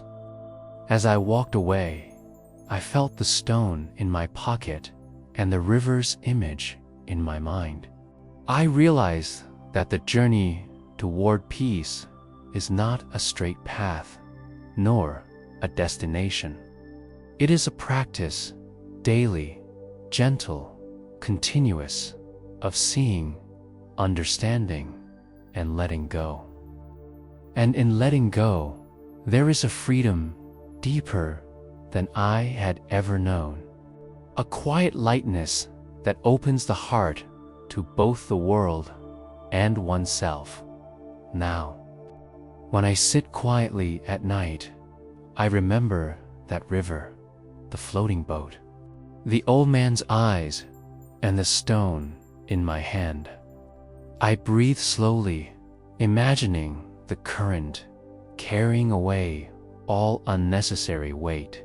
And in that stillness, I feel compassion bloom, not as a distant ideal, but as a living presence within me, gentle and enduring, guiding me to release, to forgive, and to rest in peace. Take a deep breath in, slowly, gently, and allow it to fill every corner of your body. Hold it for a moment, feeling the subtle expansion of your chest and belly. Then release it, letting go of any tension that lingers there. Let the rhythm of your breath guide you now, in and out, steady, calm, unhurried. Each inhalation brings in calmness. Each exhalation releases what no longer serves you. Feel the weight of your body on the surface beneath you, supported fully, as if the earth itself is holding you in quiet embrace. Bring your awareness to the top of your head. Notice any tightness or tension there, perhaps a slight pressure in your scalp, a frown you weren't aware of, the smallest pull in your jaw. With your next exhale, imagine this tension melting away, dissolving into nothingness. Let your forehead smooth, your eyes soften in their sockets, your jaw unclench. Allow a sense of ease to flow down through your neck and shoulders. Feel them release the burdens of the day, the invisible weight of worry, expectation, and effort. Let them sink deeply into relaxation, heavy and loose. Now bring your attention to your arms, hands, and fingers. Notice the sensations there, perhaps warmth, or a tingling, or even a subtle pressure. With every breath, let them grow heavier, as if gravity itself is drawing them gently toward the earth. Let go of any need to hold, to grasp, to control. Your arms and hands are free to rest completely, supported, open, at peace. Shift your focus now to your chest and back. Feel the rise and fall of your breath in this area. A steady rhythm like gentle waves lapping against the shore. Allow each breath to carry away tension from the muscles around your ribs, your spine, your heart. With every exhalation, release old thoughts, old stress, old emotions that linger in the body. Feel your heart becoming lighter, more open, expanding with space and calm. Bring your attention to your abdomen. Feel it soften with each breath, the muscles letting go, the belly rising gently with inhalation, falling with exhalation. Allow your diaphragm to move easily, without restriction. Visualize a warm, golden light spreading through your abdomen, bringing warmth, comfort, and ease. This light moves with each breath, radiating outward. filling your torso with gentle calm. Now, gently bring your awareness to your hips, pelvis, and lower back. Notice how these areas support your weight, how they connect you to the earth beneath you. Allow them to sink further into relaxation. Let go of tension. Let go of effort. Imagine the muscles opening like petals unfurling, giving space to the body to fully rest. Move your attention down to your legs, thighs, knees, calves, and feet. Feel the weight of your legs being drawn down, sinking, grounded, connected. Let every muscle release its hold, softening completely. Imagine a river of relaxation flowing from your hips, through your legs, into your feet, and finally into the ground beneath you, carrying away tension, fatigue, and worry. Your body is now heavy, calm, supported fully as your body relaxes. Bring gentle awareness to your mind. Thoughts may arise, and that is perfectly natural. Observe them without judgment, like clouds drifting across a vast, clear sky. There is no need to follow them, no need to resist. Simply notice them, let them float, and return your focus to your breath. Inhale calm, exhale release. With each breath, your mind becomes more spacious, more open, more still. Now, imagine a soft light above your head, a warm, gentle glow, peaceful and serene. Visualize this light slowly descending, touching the crown of your head, and as it moves downward, it spreads tranquility, peace, and release. Let it move over your forehead, eyes, and cheeks, softening, relaxing, letting go. It travels down your neck and shoulders, easing tension, washing away effort. Feel the warmth of this light spreading through your arms, your hands, your fingers, until every part of your upper body is suffused with peace. Allow this light to continue downward through your chest, back, and abdomen, dissolving tension, carrying calmness to every organ, every muscle, every cell.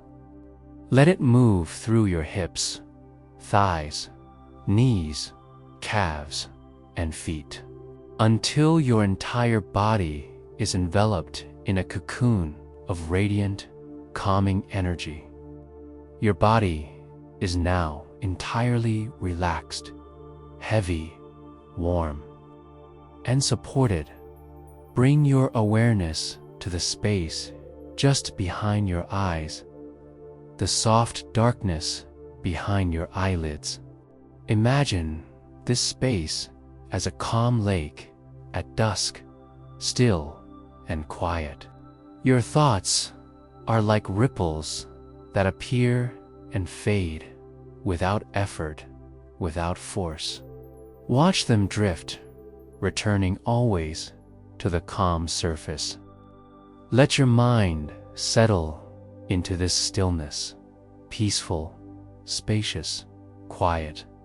Now, turn your attention to your heartbeat, the gentle pulse of life within you.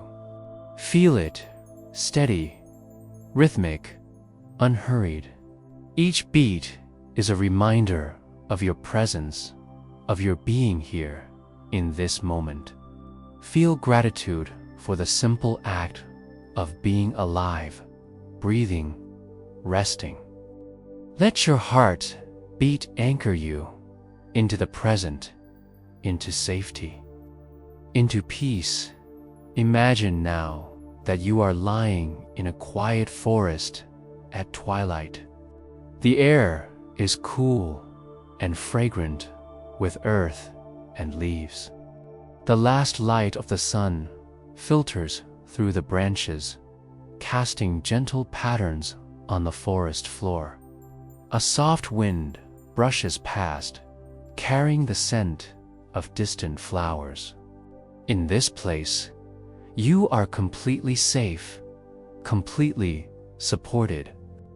You are part of this calm, this stillness, this gentle rhythm of life. Every breath brings you deeper into the forest, deeper into relaxation, deeper into peace as you rest here. Feel your mind and body merging with the quiet of the forest.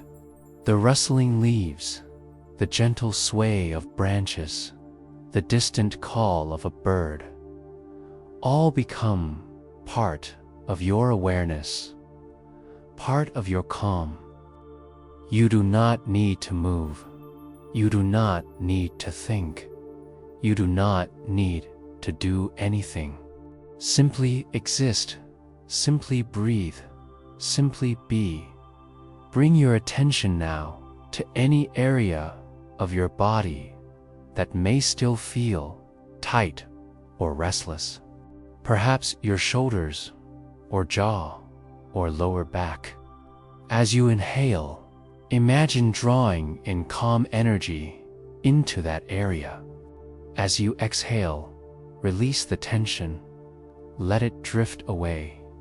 Repeat this gentle breathing, allowing your body to fully dissolve into the support beneath you with each breath.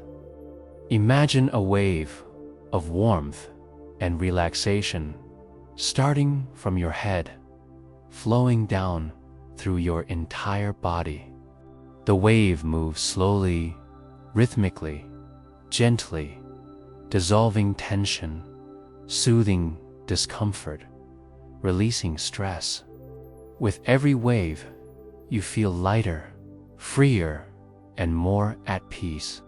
Your body becomes a vessel of calm, your mind a sky of endless stillness. Now, imagine a golden thread of compassion running from your heart outward. This thread connects you to the world around you, yet it begins within. It starts with yourself. Feel warmth, kindness, and gentle understanding toward yourself. Every breath strengthens this feeling. You are allowed to rest, to release, to be exactly as you are. As this thread of compassion extends outward, imagine it touching those you care for, those you have met, even those whose presence has challenged you. Let it flow effortlessly, without effort, without expectation. Simply allow this feeling of care and understanding to expand. Let it remind you that letting go is part of compassion, both for yourself and for others. Return now to your breath. Feel its natural rhythm, the gentle rise and fall of your chest and abdomen. Let every inhalation bring clarity and calm. Every exhalation release any remaining tension. Feel the connection between your mind, your heart, your body, and the world around you. In this space, there is nothing to fix, nothing to chase, nothing to hold. There is only presence, only awareness, only peace as you lie in this quiet. Let your thoughts becomes softer, your body heavier, your mind more still. Allow the gentle currents of calm to carry you toward deeper relaxation.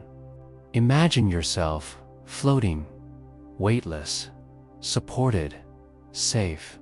The world fades away, leaving only the soft rhythm of breath, the gentle hum of life, the endless expanse of stillness.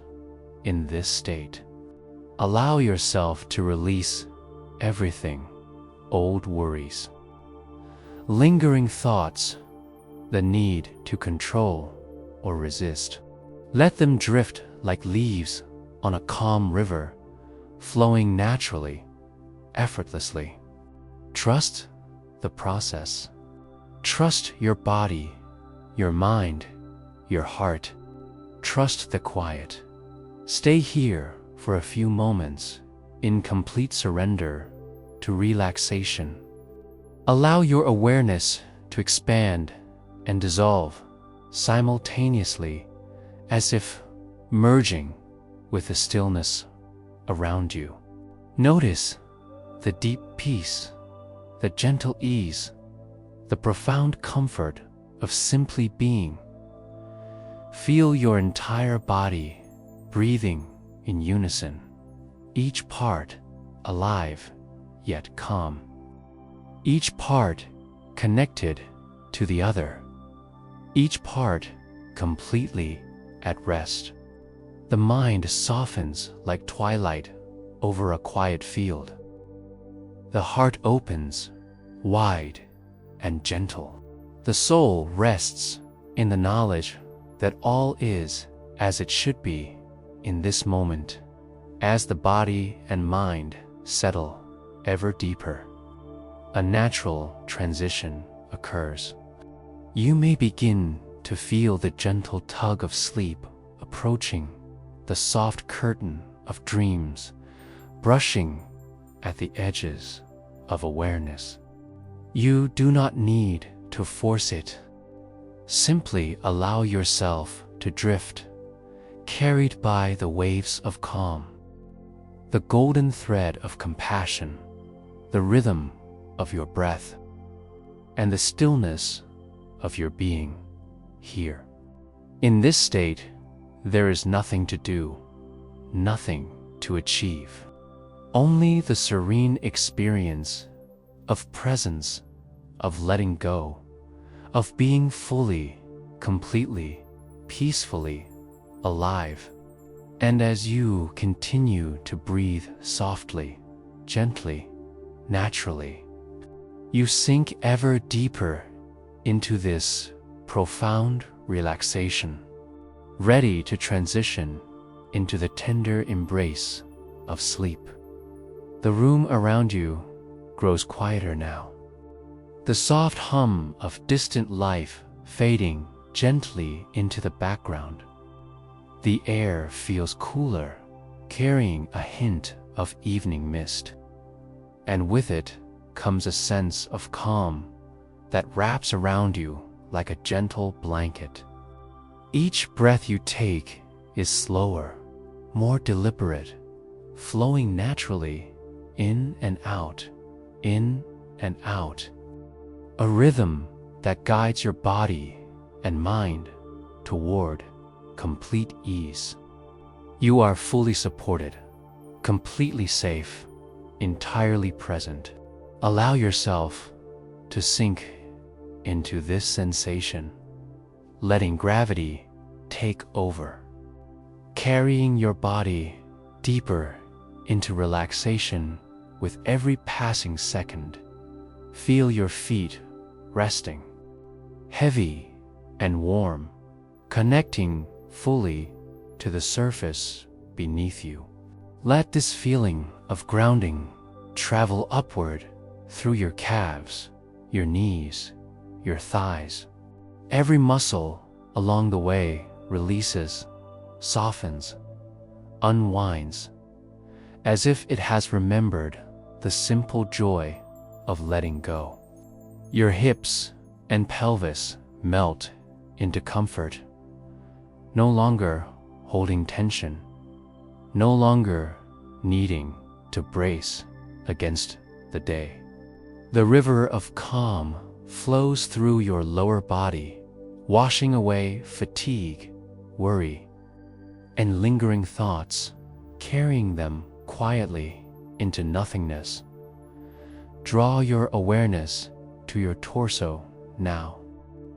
Feel the gentle rise and fall of your chest as you breathe, the soothing movement of your diaphragm, the steady, calming beat of your heart.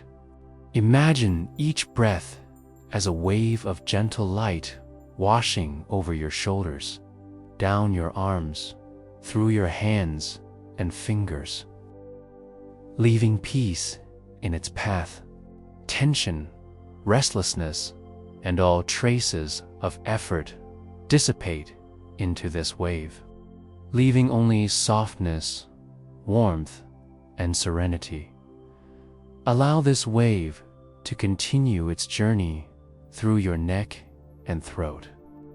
Let every sound, every word of the day, every lingering concern flow out with your exhale.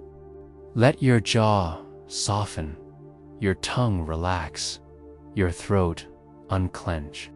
Feel the space around your head expand as your mind quiets, like clouds dispersing to reveal a calm, endless sky. Your forehead smooths, your eyebrows lift, and your eyes rest deeply in their sockets, heavy, peaceful, and still. Now, bring your awareness to the center of your being, your heart.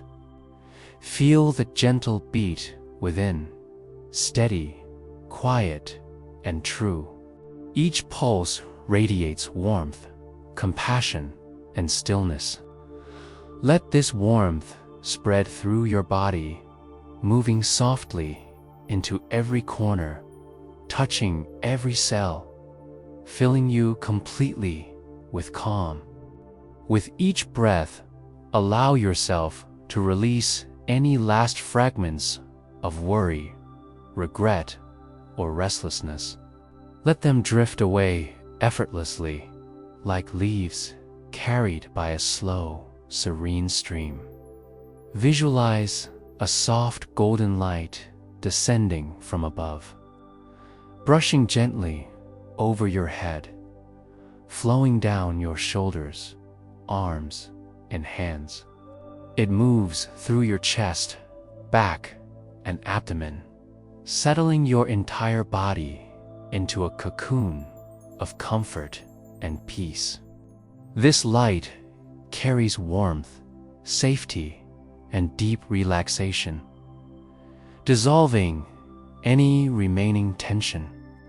Let it flow down through your hips, legs, knees, calves, and feet, until your whole body is enveloped in a radiant, soothing calm. You are fully cradled by this gentle, protective glow, supported in every way, free to surrender completely as your body rests. Your mind drifts into a gentle awareness of your breath, the quiet rise and fall, steady, unhurried, effortless. Thoughts may appear, small ripples on the surface of a calm lake, but you do not need to chase them, judge them, or engage with them. Simply notice them, let them float away, and return to your breath. Each cycle of inhalation and exhalation carries you deeper into stillness, deeper into peace, deeper into readiness for sleep. Imagine now that you are lying beside a calm river at twilight. The sky is painted with soft hues of indigo and lavender, and the last light of the sun caresses the treetops. A gentle breeze brushes past your skin, carrying the scent of wet earth, flowers, and distant moss-covered stones. The river moves quietly, effortlessly, reflecting the soft shimmer of the fading sky. You feel the water's serenity resonate within you, a mirror to your own body's calm, a reflection of your inner stillness. Visualize the river carrying away the last threads of any tension, anxiety, or mental clutter.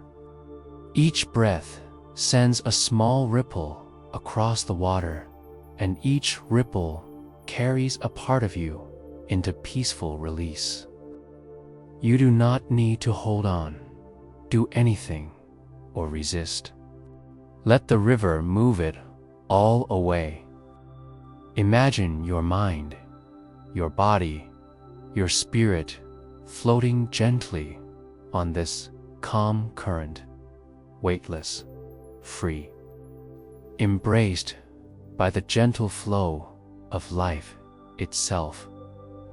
With each breath, your awareness softens further, till your muscles melting, your bones sinking, your skin growing heavy, warm, and completely relaxed. Let your chest expand slightly on the inhale and fall with ease on the exhale. Your arms rest by your sides, hands open and loose.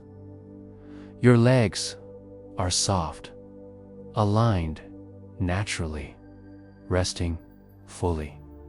Your entire body is a vessel of peace, steady, serene, and supported.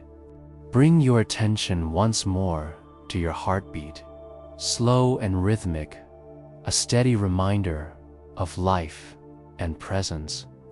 Each beat resonates through your body like a gentle drum, synchronizing with your breath, connecting you to the earth beneath you, to the sky above, and to the infinite calm around you. Feel gratitude for this heartbeat, for your breath, for the gift of stillness and presence. Now, imagine a golden thread of warmth and compassion stretching from your heart outward, connecting you to the world and to yourself. It begins with gentle kindness toward yourself for being here, for being open, for allowing this moment of peace. Then it extends outward, effortlessly, touching those you care for, those you have known, those you will meet. This thread carries love without expectation, understanding without effort, presence without judgment. It grows stronger with each breath, enveloping your heart and mind in radiant serenity. Picture the night sky above you, vast and endless, scattered with stars, each one a quiet beacon of light. Your thoughts dissolve into the stillness of this cosmic calm. The stars are steady, unchanging, timeless. Feel yourself mirrored in there. Quiet strength, spacious, serene, and infinitely peaceful. You are part of this calm universe, yet entirely free, untethered, and supported now. Allow yourself to drift even deeper, as if floating slowly downward through layers of warmth and light. Each breath carries you further into a soft, weightless state. Your body becomes more pliant, your mind more silent, your awareness more gentle. The gentle rhythm of the universe pulses in harmony with your own, and you feel yourself merging with the quiet, limitless calm that surrounds and inhabits you. Imagine now a soft wind brushing through your hair, carrying whispers of serenity, letting go, and gentle ease. This wind travels across your body, soothing every nerve, calming every thought, softening every muscle. You feel safe to surrender completely, to release control entirely. You are floating in peace, wrapped in warmth, embraced by quiet, moving gently toward a restful, restorative sleep. In this state, allow your consciousness to soften further.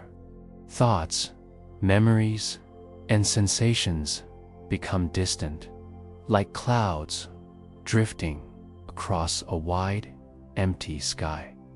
You do not need to engage with them.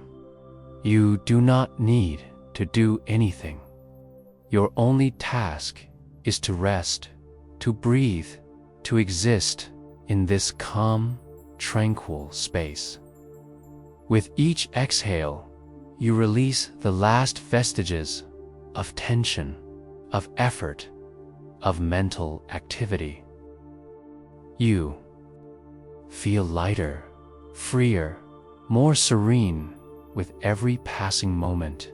Picture now a soft, golden light flowing from the crown of your head down through your entire body, filling every cell, every muscle, every nerve with peace, warmth, and stillness.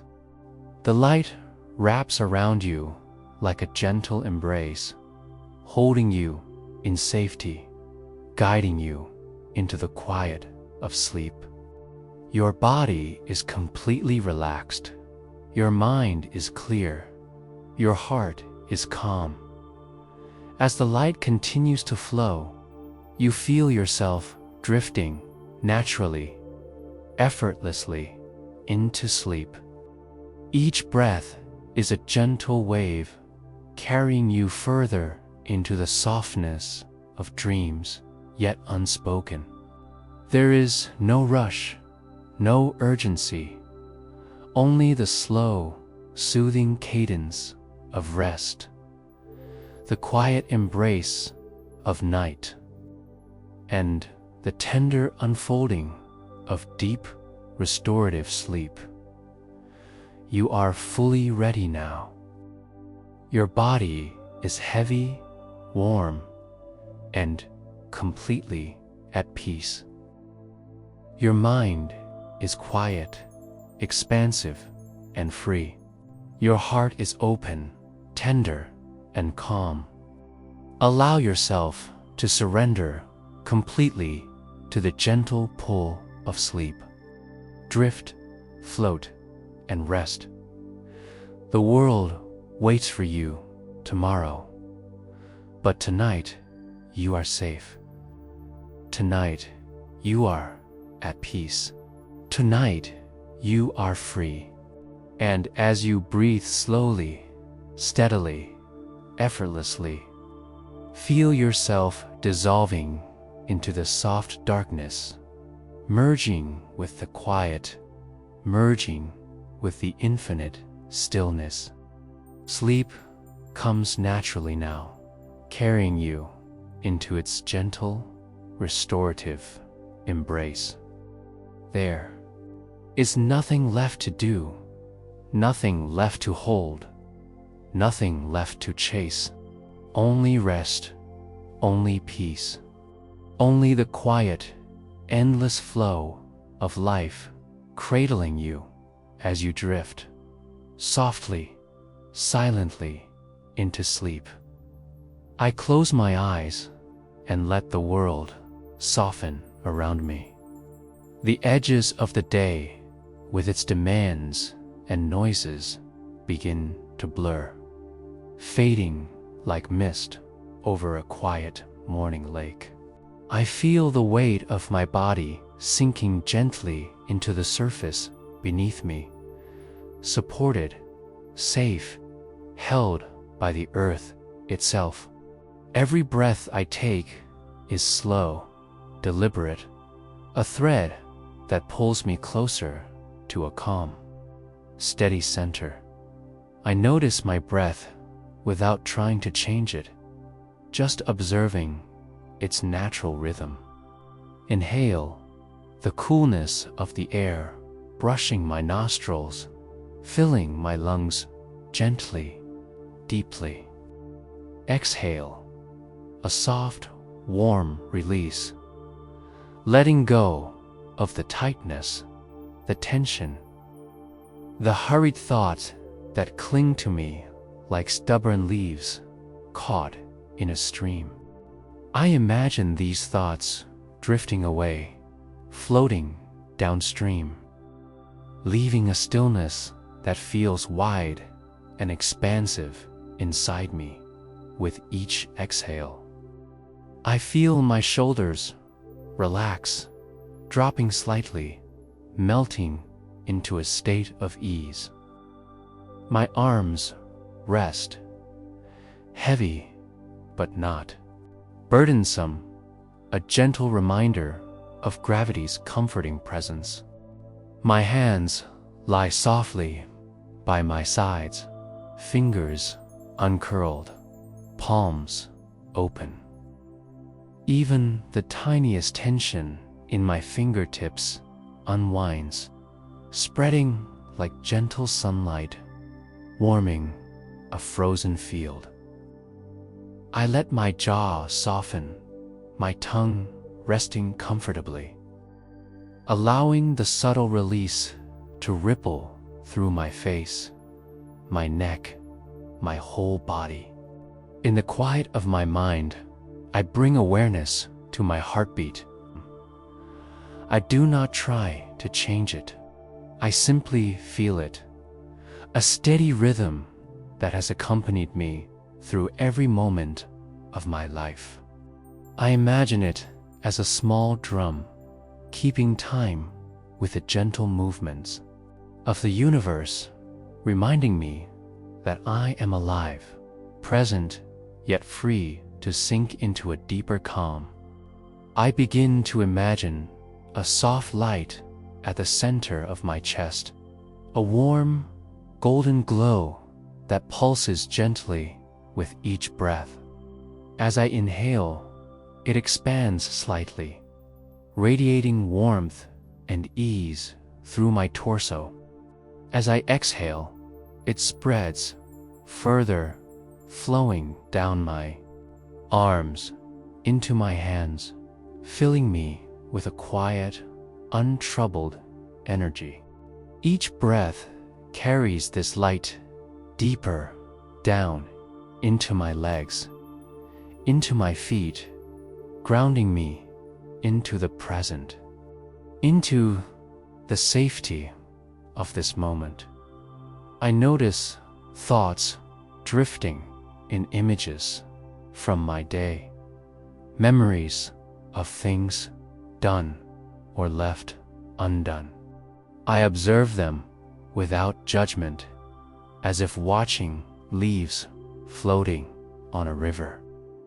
Each leaf passes, carried by the current, and I do not cling to any.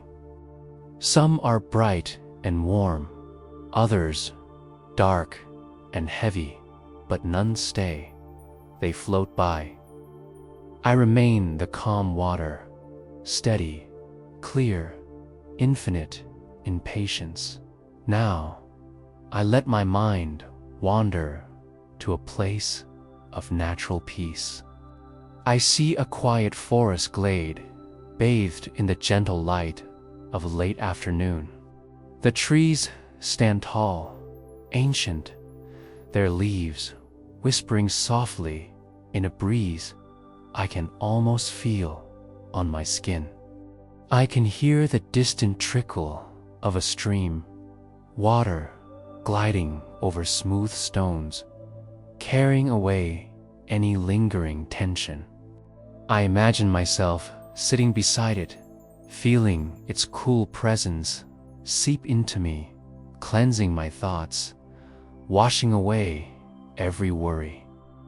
I feel rooted to the earth beneath me, yet light as if my spirit is a feather, ready to drift with the wind of calm that surrounds me.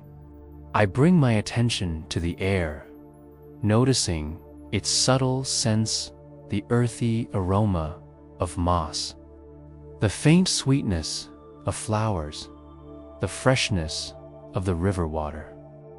Each inhalation fills me with serenity. Each exhalation releases what I no longer need. I allow my senses to expand, but without grasping, without chasing. I am simply here, fully present, fully surrendered to the gentle rhythm of life. I guide myself deeper by scanning my body with attention, starting from the crown of my head. I feel every inch of my scalp, letting it soften. My forehead, my eyebrows, eyes, cheeks all released from tension. My ears hear the distant whispers of nature in this imagined glade. My throat relaxes, opening, clear, free of strain. My shoulders drop further. My spine lengthens in quiet pride, supported, aligned, releasing burdens, moving down. I feel my chest rise and fall with ease, lungs filling completely, exhaling fully. My stomach softens, no longer rigid, flowing naturally with my breath. My hips sink into comfort, my thighs resting heavily, my knees relaxed. Every part of my body feels attended to, acknowledged, loved. My calves, ankles, feet all release tension into the earth, grounding me, rooting me in a safe, tranquil presence. I notice how my mind, initially restless, begins to mirror the stillness of my body. Thoughts slow, softening in texture, becoming gentle waves instead of churning storms. I allow a single, simple focus to arise. The sensation of my breath, the warmth in my chest, the steady pulse in my veins. I rest in this simplicity. There is nothing to do, nowhere to go. The present moment is enough, whole, complete, soothing. I begin to imagine my breath flowing not just in and out of my body, but throughout my surroundings. With each inhale, I draw in the serenity of the forest, the calm of the stream, the gentle light through the trees. With each exhale, I release tension, anxiety, fatigue, imagining it dissolving into the ground, absorbed by the nurturing earth. The rhythm of inhalation and exhalation becomes a quiet chant, a lullaby I offer myself, a reminder that I am safe, I am calm, I am free to drift. As I settle deeper, I visualize a gentle fog rolling through the forest, softening edges, blurring distinctions, inviting a sense of infinite calm. I am enveloped in this fog, embraced by its stillness. There is a sense of timelessness here, a quiet continuity between my heartbeat, the flowing water, the rustling leaves. All are one, connected, calm, eternal. I let my awareness drift to the space around my mind, imagining a wide open sky above the glade. Its expanse is endless, filled with soft pastel hues of dusk. I float beneath it, feeling both grounded and light, tethered to the earth, yet free to dissolve into the vast, gentle sky. There is no rush, no urgency, only the peaceful cadence of the present, whispering that I am allowed to rest, to let go, to simply be with every breath. I feel more expansive, more open, more serene. My thoughts, my body, my mind, they all settle into a harmonious rhythm. I am awake, yet not tense, present, yet drifting, aware, yet released. Each exhale takes me deeper. Each inhale reminds me of the gentle vitality within. I feel the whisper of Zen's soft, subtle, luminous calling me to this quiet center. Now, I let myself become the observer of this calm. I am both the forest and the stream, both the light and the fog, both the flowing breath and the resting body. There is no separation, no need for effort, only the simple, profound presence of being here in this quiet. In this moment, I feel the slow dance of energy through me, a warm current that travels from the tips of my fingers to the ends of my toes, connecting every part of me. I am whole. I am complete. I am ready to journey deeper into stillness, to allow my mind to rest in the quiet sanctuary I have created. As I drift here, I imagine a soft bell echoing in the distance, its sound pure, clear, carrying the essence of calm through my consciousness. With each ring, my mind loosens, my body softens, and a gentle wave of peace rolls over me. The rhythm of the bell blends with my breath, blending with the heartbeat of the forest, blending with the quiet pulse of life itself.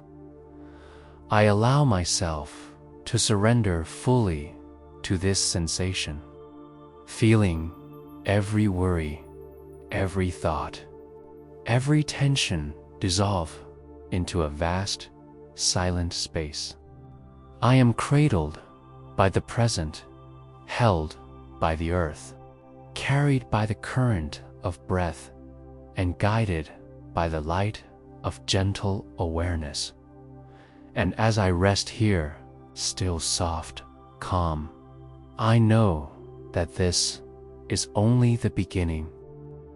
The journey inward has begun, and I am ready to follow it wherever it leads. I let the day fade completely, the outside world melt away, and I am left with this: a body at ease, a mind at peace, a heart open and ready to receive the quiet, healing embrace of sleep. The air around me feels still, my breath steady and warm, my mind spacious and gentle, my body heavy and serene. I am exactly where I need to be. In this moment, there is only calm, only presence, only the infinite, tender unfolding of quiet, the soft cradle of being that will carry me into the deep, restorative rest that awaits.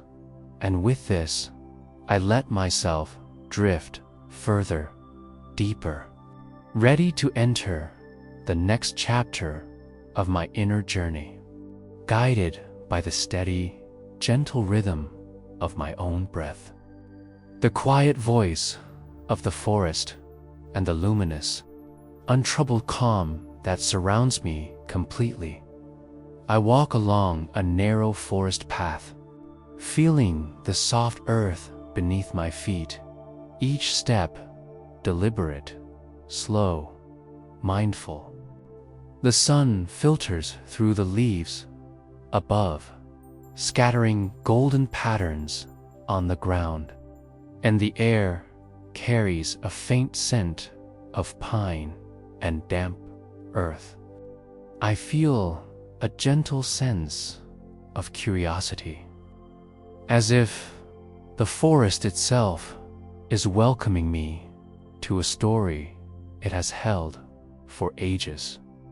As I continue, I come across a small clearing.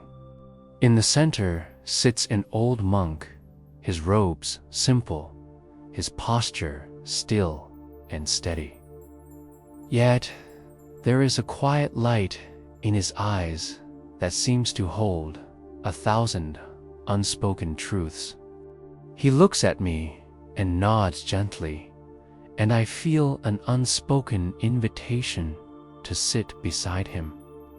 I lower myself to the soft grass, feeling the warmth of the sun, the coolness of the shade, the gentle sway of the forest around us. He begins to speak in a voice soft yet resonant, as if each word carries the weight of centuries of contemplation.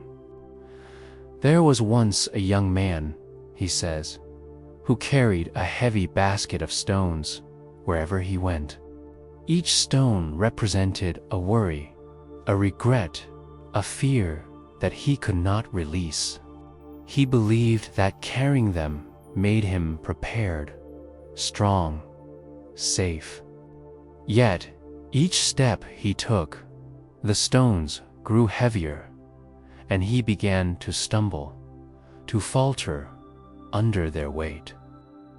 I listen, feeling the story unfold around me like mist through the trees. I imagine the young man, tense shoulders hunched, hands gripping the rough, jagged stones, each one pressing into his palms and heart. I sense the strain, the constant pull of worry, and a familiar echo rises within me, the pull of thoughts, of responsibilities, of fears that seem impossible to release. The monk pauses, and I feel the quiet stretch between words, like the calm that follows a bell's chime. Then he continues, one day he came to a river. The water flowed clear and steady, a mirror of the sky, reflecting the light without judgment. The young man hesitated at the bank, feeling the weight of his stones pressing him forward. Yet something in the river called to him. Slowly, he began to set down one stone at a time at the edge of the water. Each stone he laid down, he noticed, felt lighter than the last. He did not abandon the stones recklessly, but with awareness, with reverence for their presence and for the release he allowed himself. I feel my own shoulders relax as I imagine this act. The stones, heavy with worry and fear, set down with mindfulness, one by one. Okay. Not discarded carelessly, but acknowledged and gently let go. I sense the relief that grows with each release, a wave of calm spreading from my chest to my fingertips, to my toes, to every corner of my being. The monk continues. The young man realized that the river did not take the stones by force.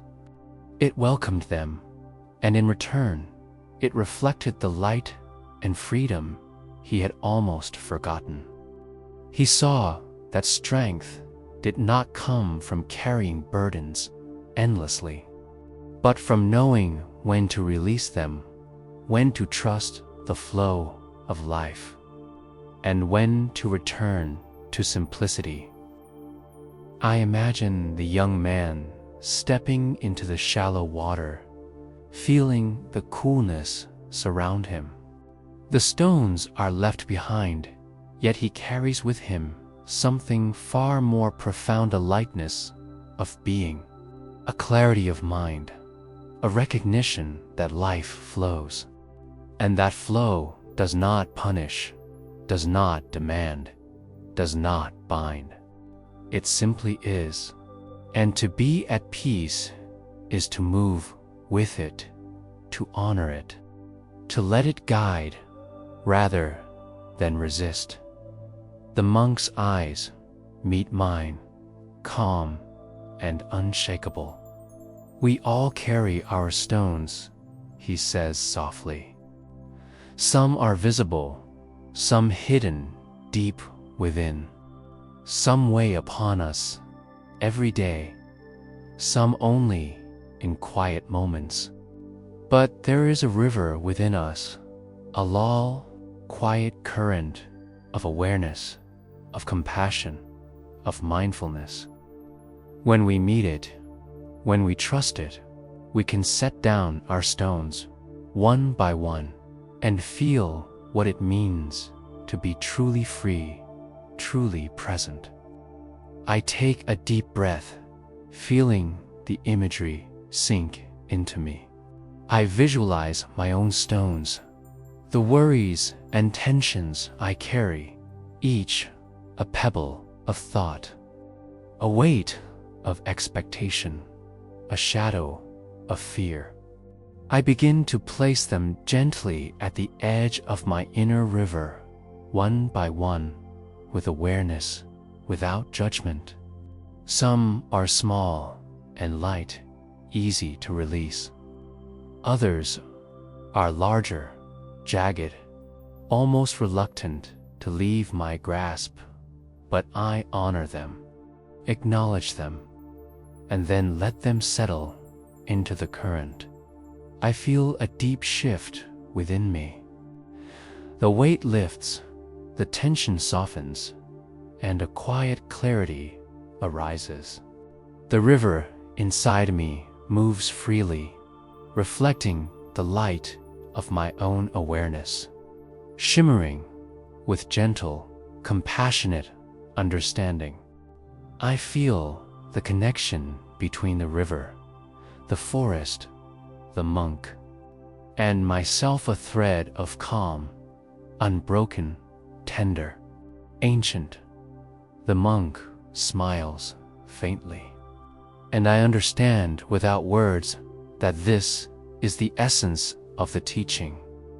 Not to deny the stones, not to ignore the burdens, but to meet them with consciousness, to acknowledge them, and to let the natural flow of life guide their release.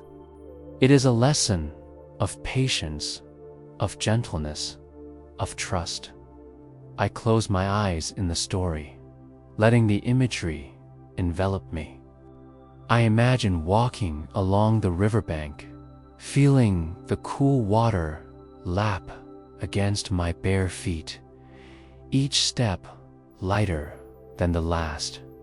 The stones I once carried are now part of the river's reflection, transformed into ripples of calm. The sun continues to filter through the leaves, golden and soft, casting a warm, tranquil light across my path. I feel the awareness of each breath again, deep and steady. Inhale, the gentle light of presence filling me.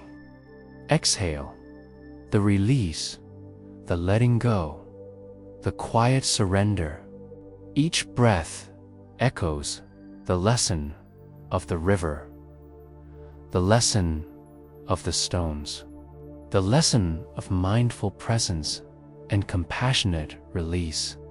As I walk further, I notice the small details around me, a flutter of a bird's wings, the subtle scent of moss and damp earth, the whisper of wind through the trees. Each moment becomes a teacher, each sensation a reminder that life is not in the burdens we carry, but in the awareness with which we meet them, in the calm with which we walk our path. I walk along a narrow forest path, feeling the soft earth beneath my feet, each step deliberate, slow, mindful.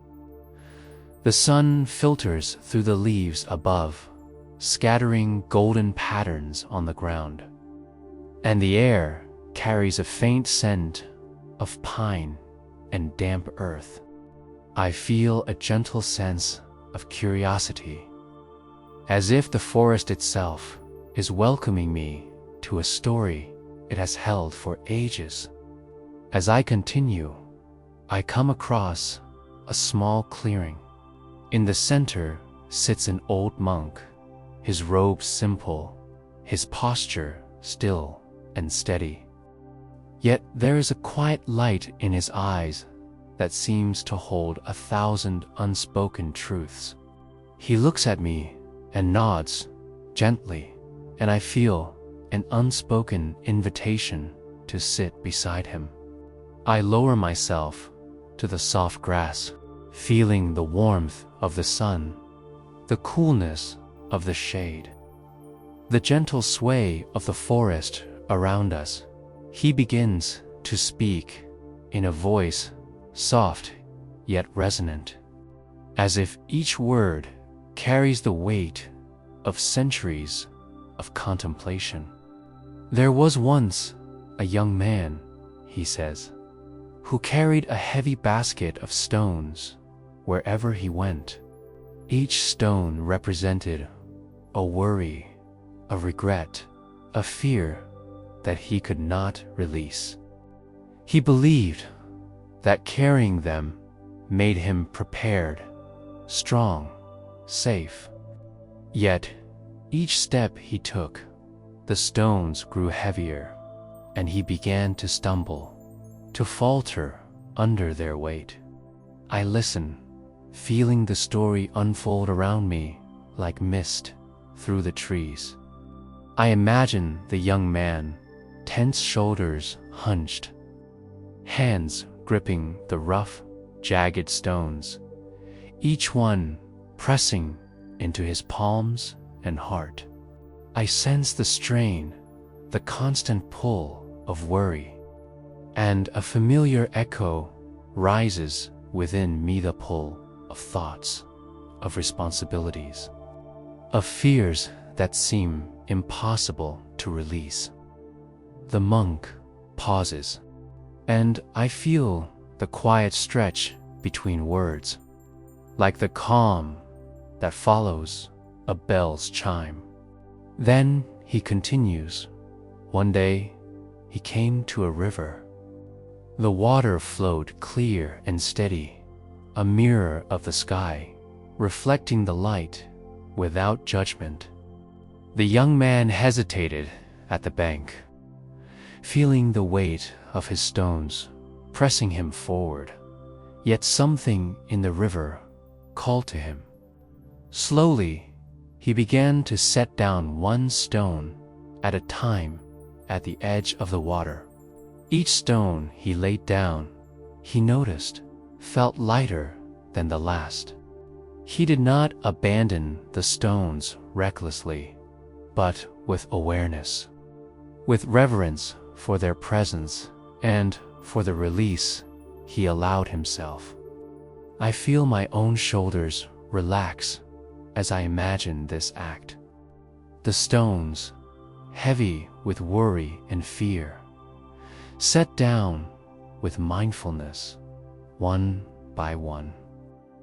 Not discarded carelessly, but acknowledged and gently let go. I sense the relief that grows with each release, a wave of calm spreading from my chest to my fingertips, to my toes, to every corner of my being. The monk continues. The young man realized that the river did not take the stones by force. It welcomed them, and in return, it reflected the light and freedom he had almost forgotten. He saw that strength did not come from carrying burdens endlessly, but from knowing when to release them, when to trust the flow of life, and when to return to simplicity. I imagine the young man stepping into the shallow water, feeling the coolness surround him. The stones are left behind, yet he carries with him something far more profound, a lightness of being, a clarity of mind, a recognition that life flows, and that flow does not punish, does not demand, does not bind. It simply is. And to be at peace is to move with it, to honor it, to let it guide rather than resist. The monk's eyes meet mine, calm and unshakable. We all carry our stones, he says softly.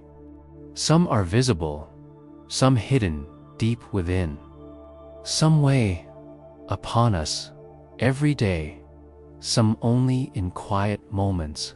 But there is a river within us, all a quiet current of awareness, of compassion, of mindfulness. When we meet it, when we trust it, we can set down our stones one by one and feel what it means to be truly free, truly present. I take a deep breath, feeling the imagery sink into me. I visualize my own stones, the worries and tensions I carry, each a pebble of thought, a weight of expectation, a shadow of fear. I begin to place them gently at the edge of my inner river, one by one, with awareness, without judgment. Some are small and light, easy to release. Others are larger, jagged, almost reluctant to leave my grasp. But I honor them, acknowledge them, and then let them settle into the current. I feel a deep shift within me. The weight lifts, the tension softens, and a quiet clarity arises. The river inside me moves freely, reflecting the light of my own awareness, shimmering with gentle, compassionate understanding. I feel the connection between the river, the forest, the monk, and myself, a thread of calm, unbroken, tender, ancient. The monk smiles faintly, and I understand, without words, that this is the essence of the teaching. Not to deny the stones, not to ignore the burdens, but to meet them with consciousness, to acknowledge them and to let the natural flow of life guide their release. It is a lesson of patience, of gentleness, of trust. I close my eyes in the story, letting the imagery envelop me. I imagine walking along the riverbank, feeling the cool water lap against my bare feet, each step lighter than the last. The stones I once carried are now part of the river's reflection, transformed into ripples of calm.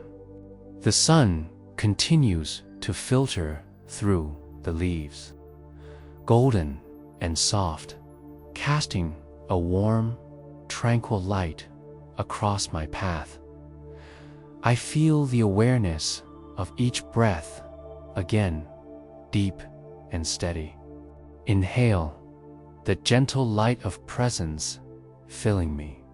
Exhale, the release, the letting go, the quiet surrender. Each breath echoes the lesson of the river, the lesson of the stones, the lesson of mindful presence and compassionate release. As I walk further, I notice the small details around me, the flutter of a bird's wings, the subtle scent of moss and damp earth, the whisper of wind through the trees. Each moment becomes a teacher, each sensation a reminder that life is not in the burdens we carry, but in the awareness with which we meet them, in the calm with which we walk our path. I reflect on the young man and the river. I realize that the river flows not because it must, but because it is natural, effortless, continuous. The stones are not lost. They are acknowledged, transformed, made part of the gentle flow. And so it is with my own life, my own worries, my own moments of fear or tension. Each can be met, each can be seen, each can be released into the current of awareness and compassion that exists within me always. The forest seems to breathe with me now.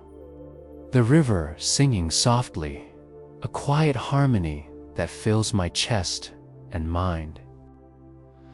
I feel a tenderness arise toward myself, a recognition of my own humanity, my own struggles, my own stones.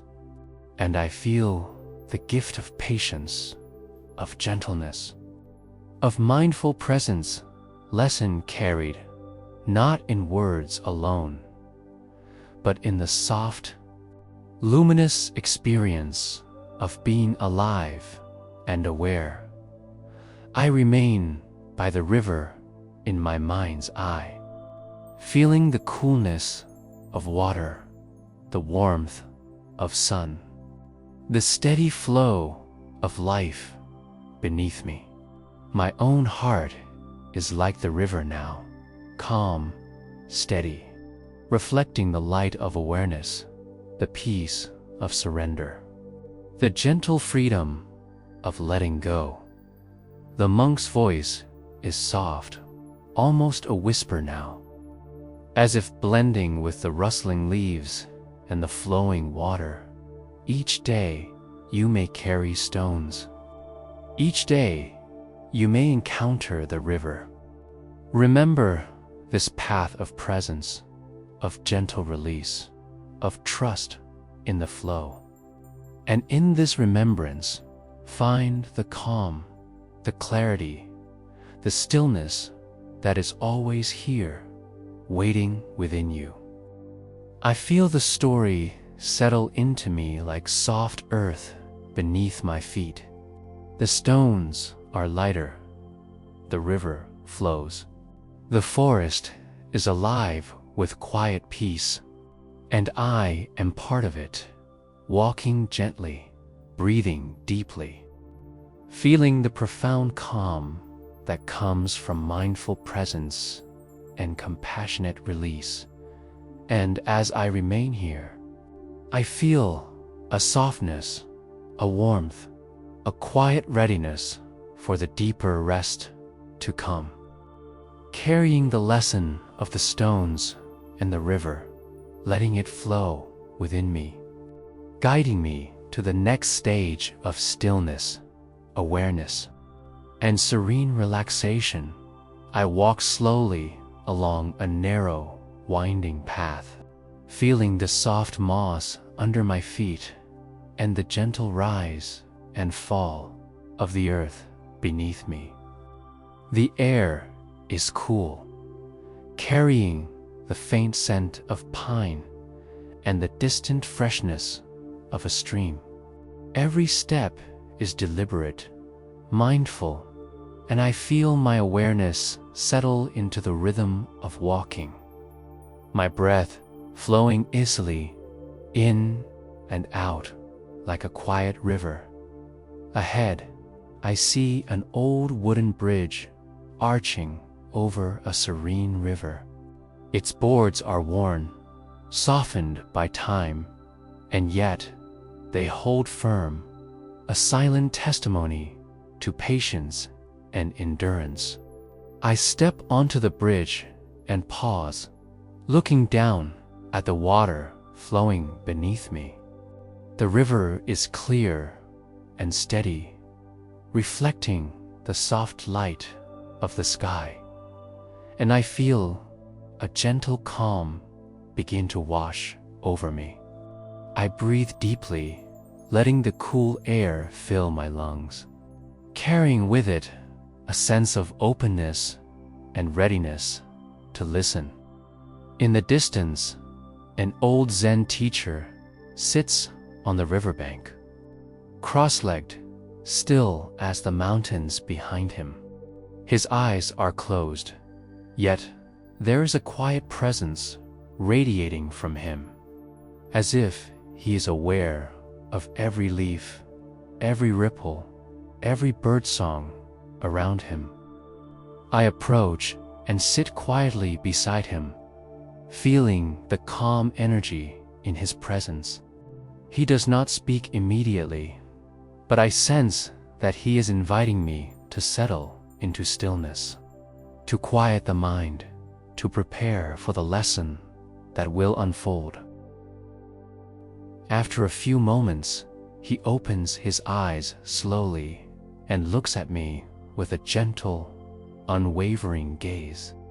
"There was once a young woman," he begins, "who lived in a small village at the edge of the mountains. She carried a deep longing within her heart, a desire to know peace, to understand herself, to feel connected to life in a way she had never known. Yet every day, she felt pulled by worry, by resentment, by unspoken fears, until she believed that peace was something unreachable, something distant, beyond her grasp. I feel the resonance of her story within me, the echo of my own hidden anxieties, the subtle tensions that cling even when I try to rest. I notice how familiar it feels, the weight of expectation, the whisper of past regrets, the quiet doubts that stir beneath the surface of calm. I breathe deeply, inviting these feelings to surface without judgment, knowing they are part of the path itself.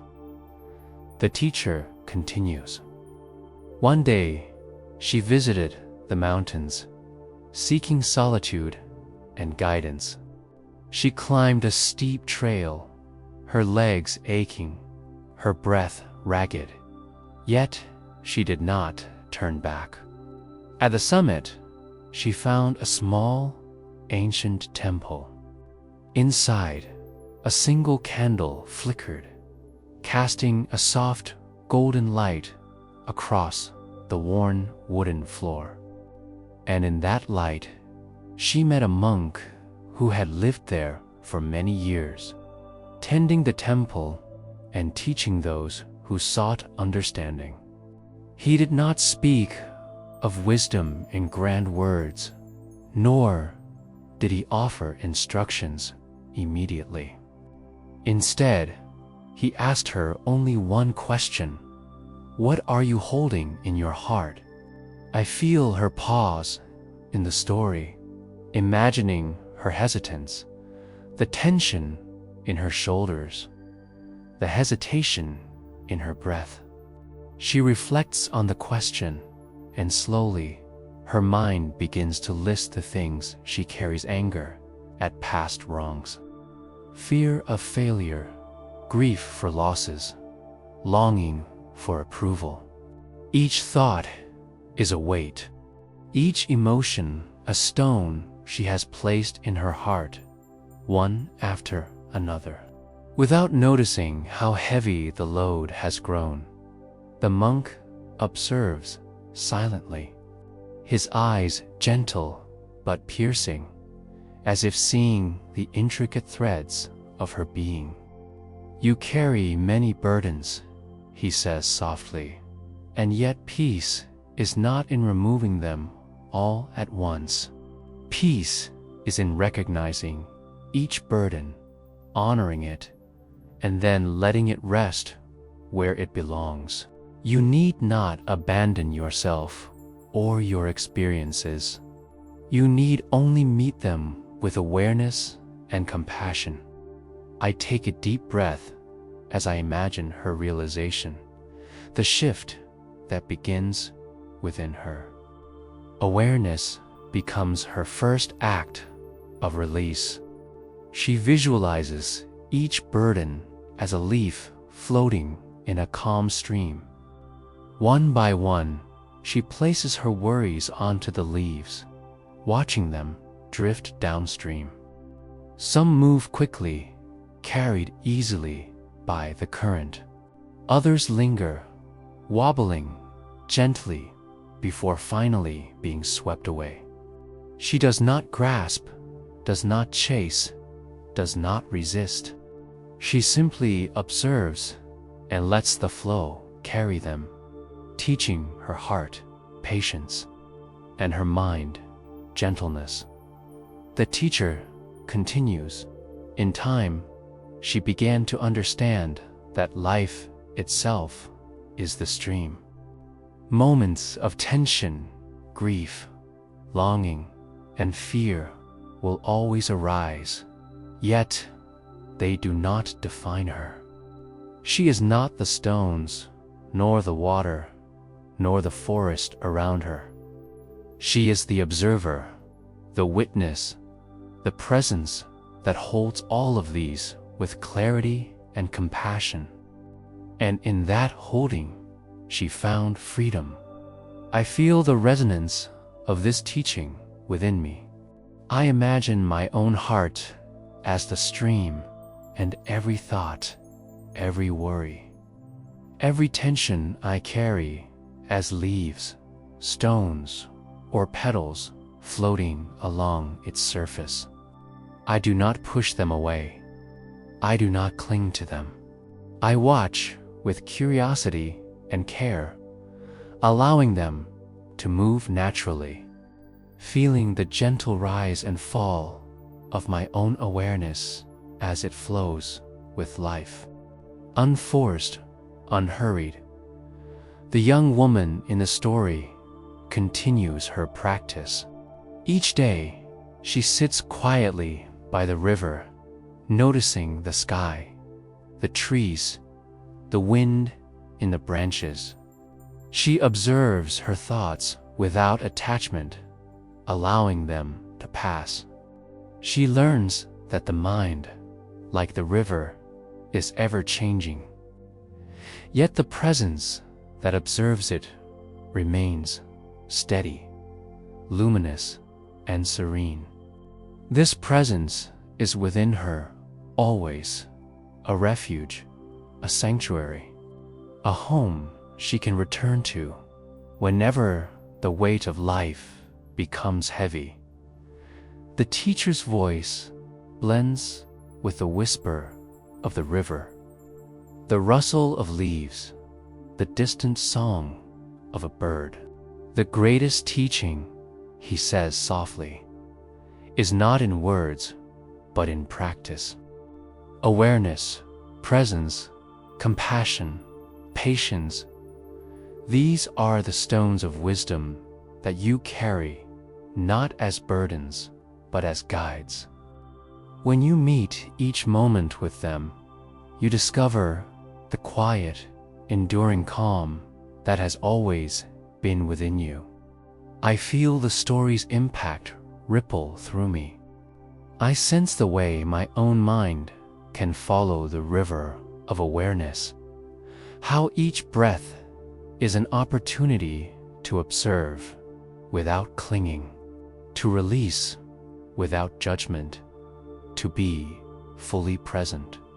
I notice tension in my body softening, my shoulders dropping, my jaw releasing, my hands and feet growing heavy and relaxed. I let the calm spread through every muscle, every thought, every cell. The young woman walks further along the river, feeling the sunlight warm her face, the breeze on her skin. She notices the small details, the way the water catches the light, the gentle sound of wind through the leaves, the quiet song of life surrounding her. She begins to understand that the journey of awareness is not a destination, but a continuous practice, an unfolding of presence, moment by moment, breath by breath. I visualize myself walking beside her, sharing the quiet, gentle rhythm of her steps.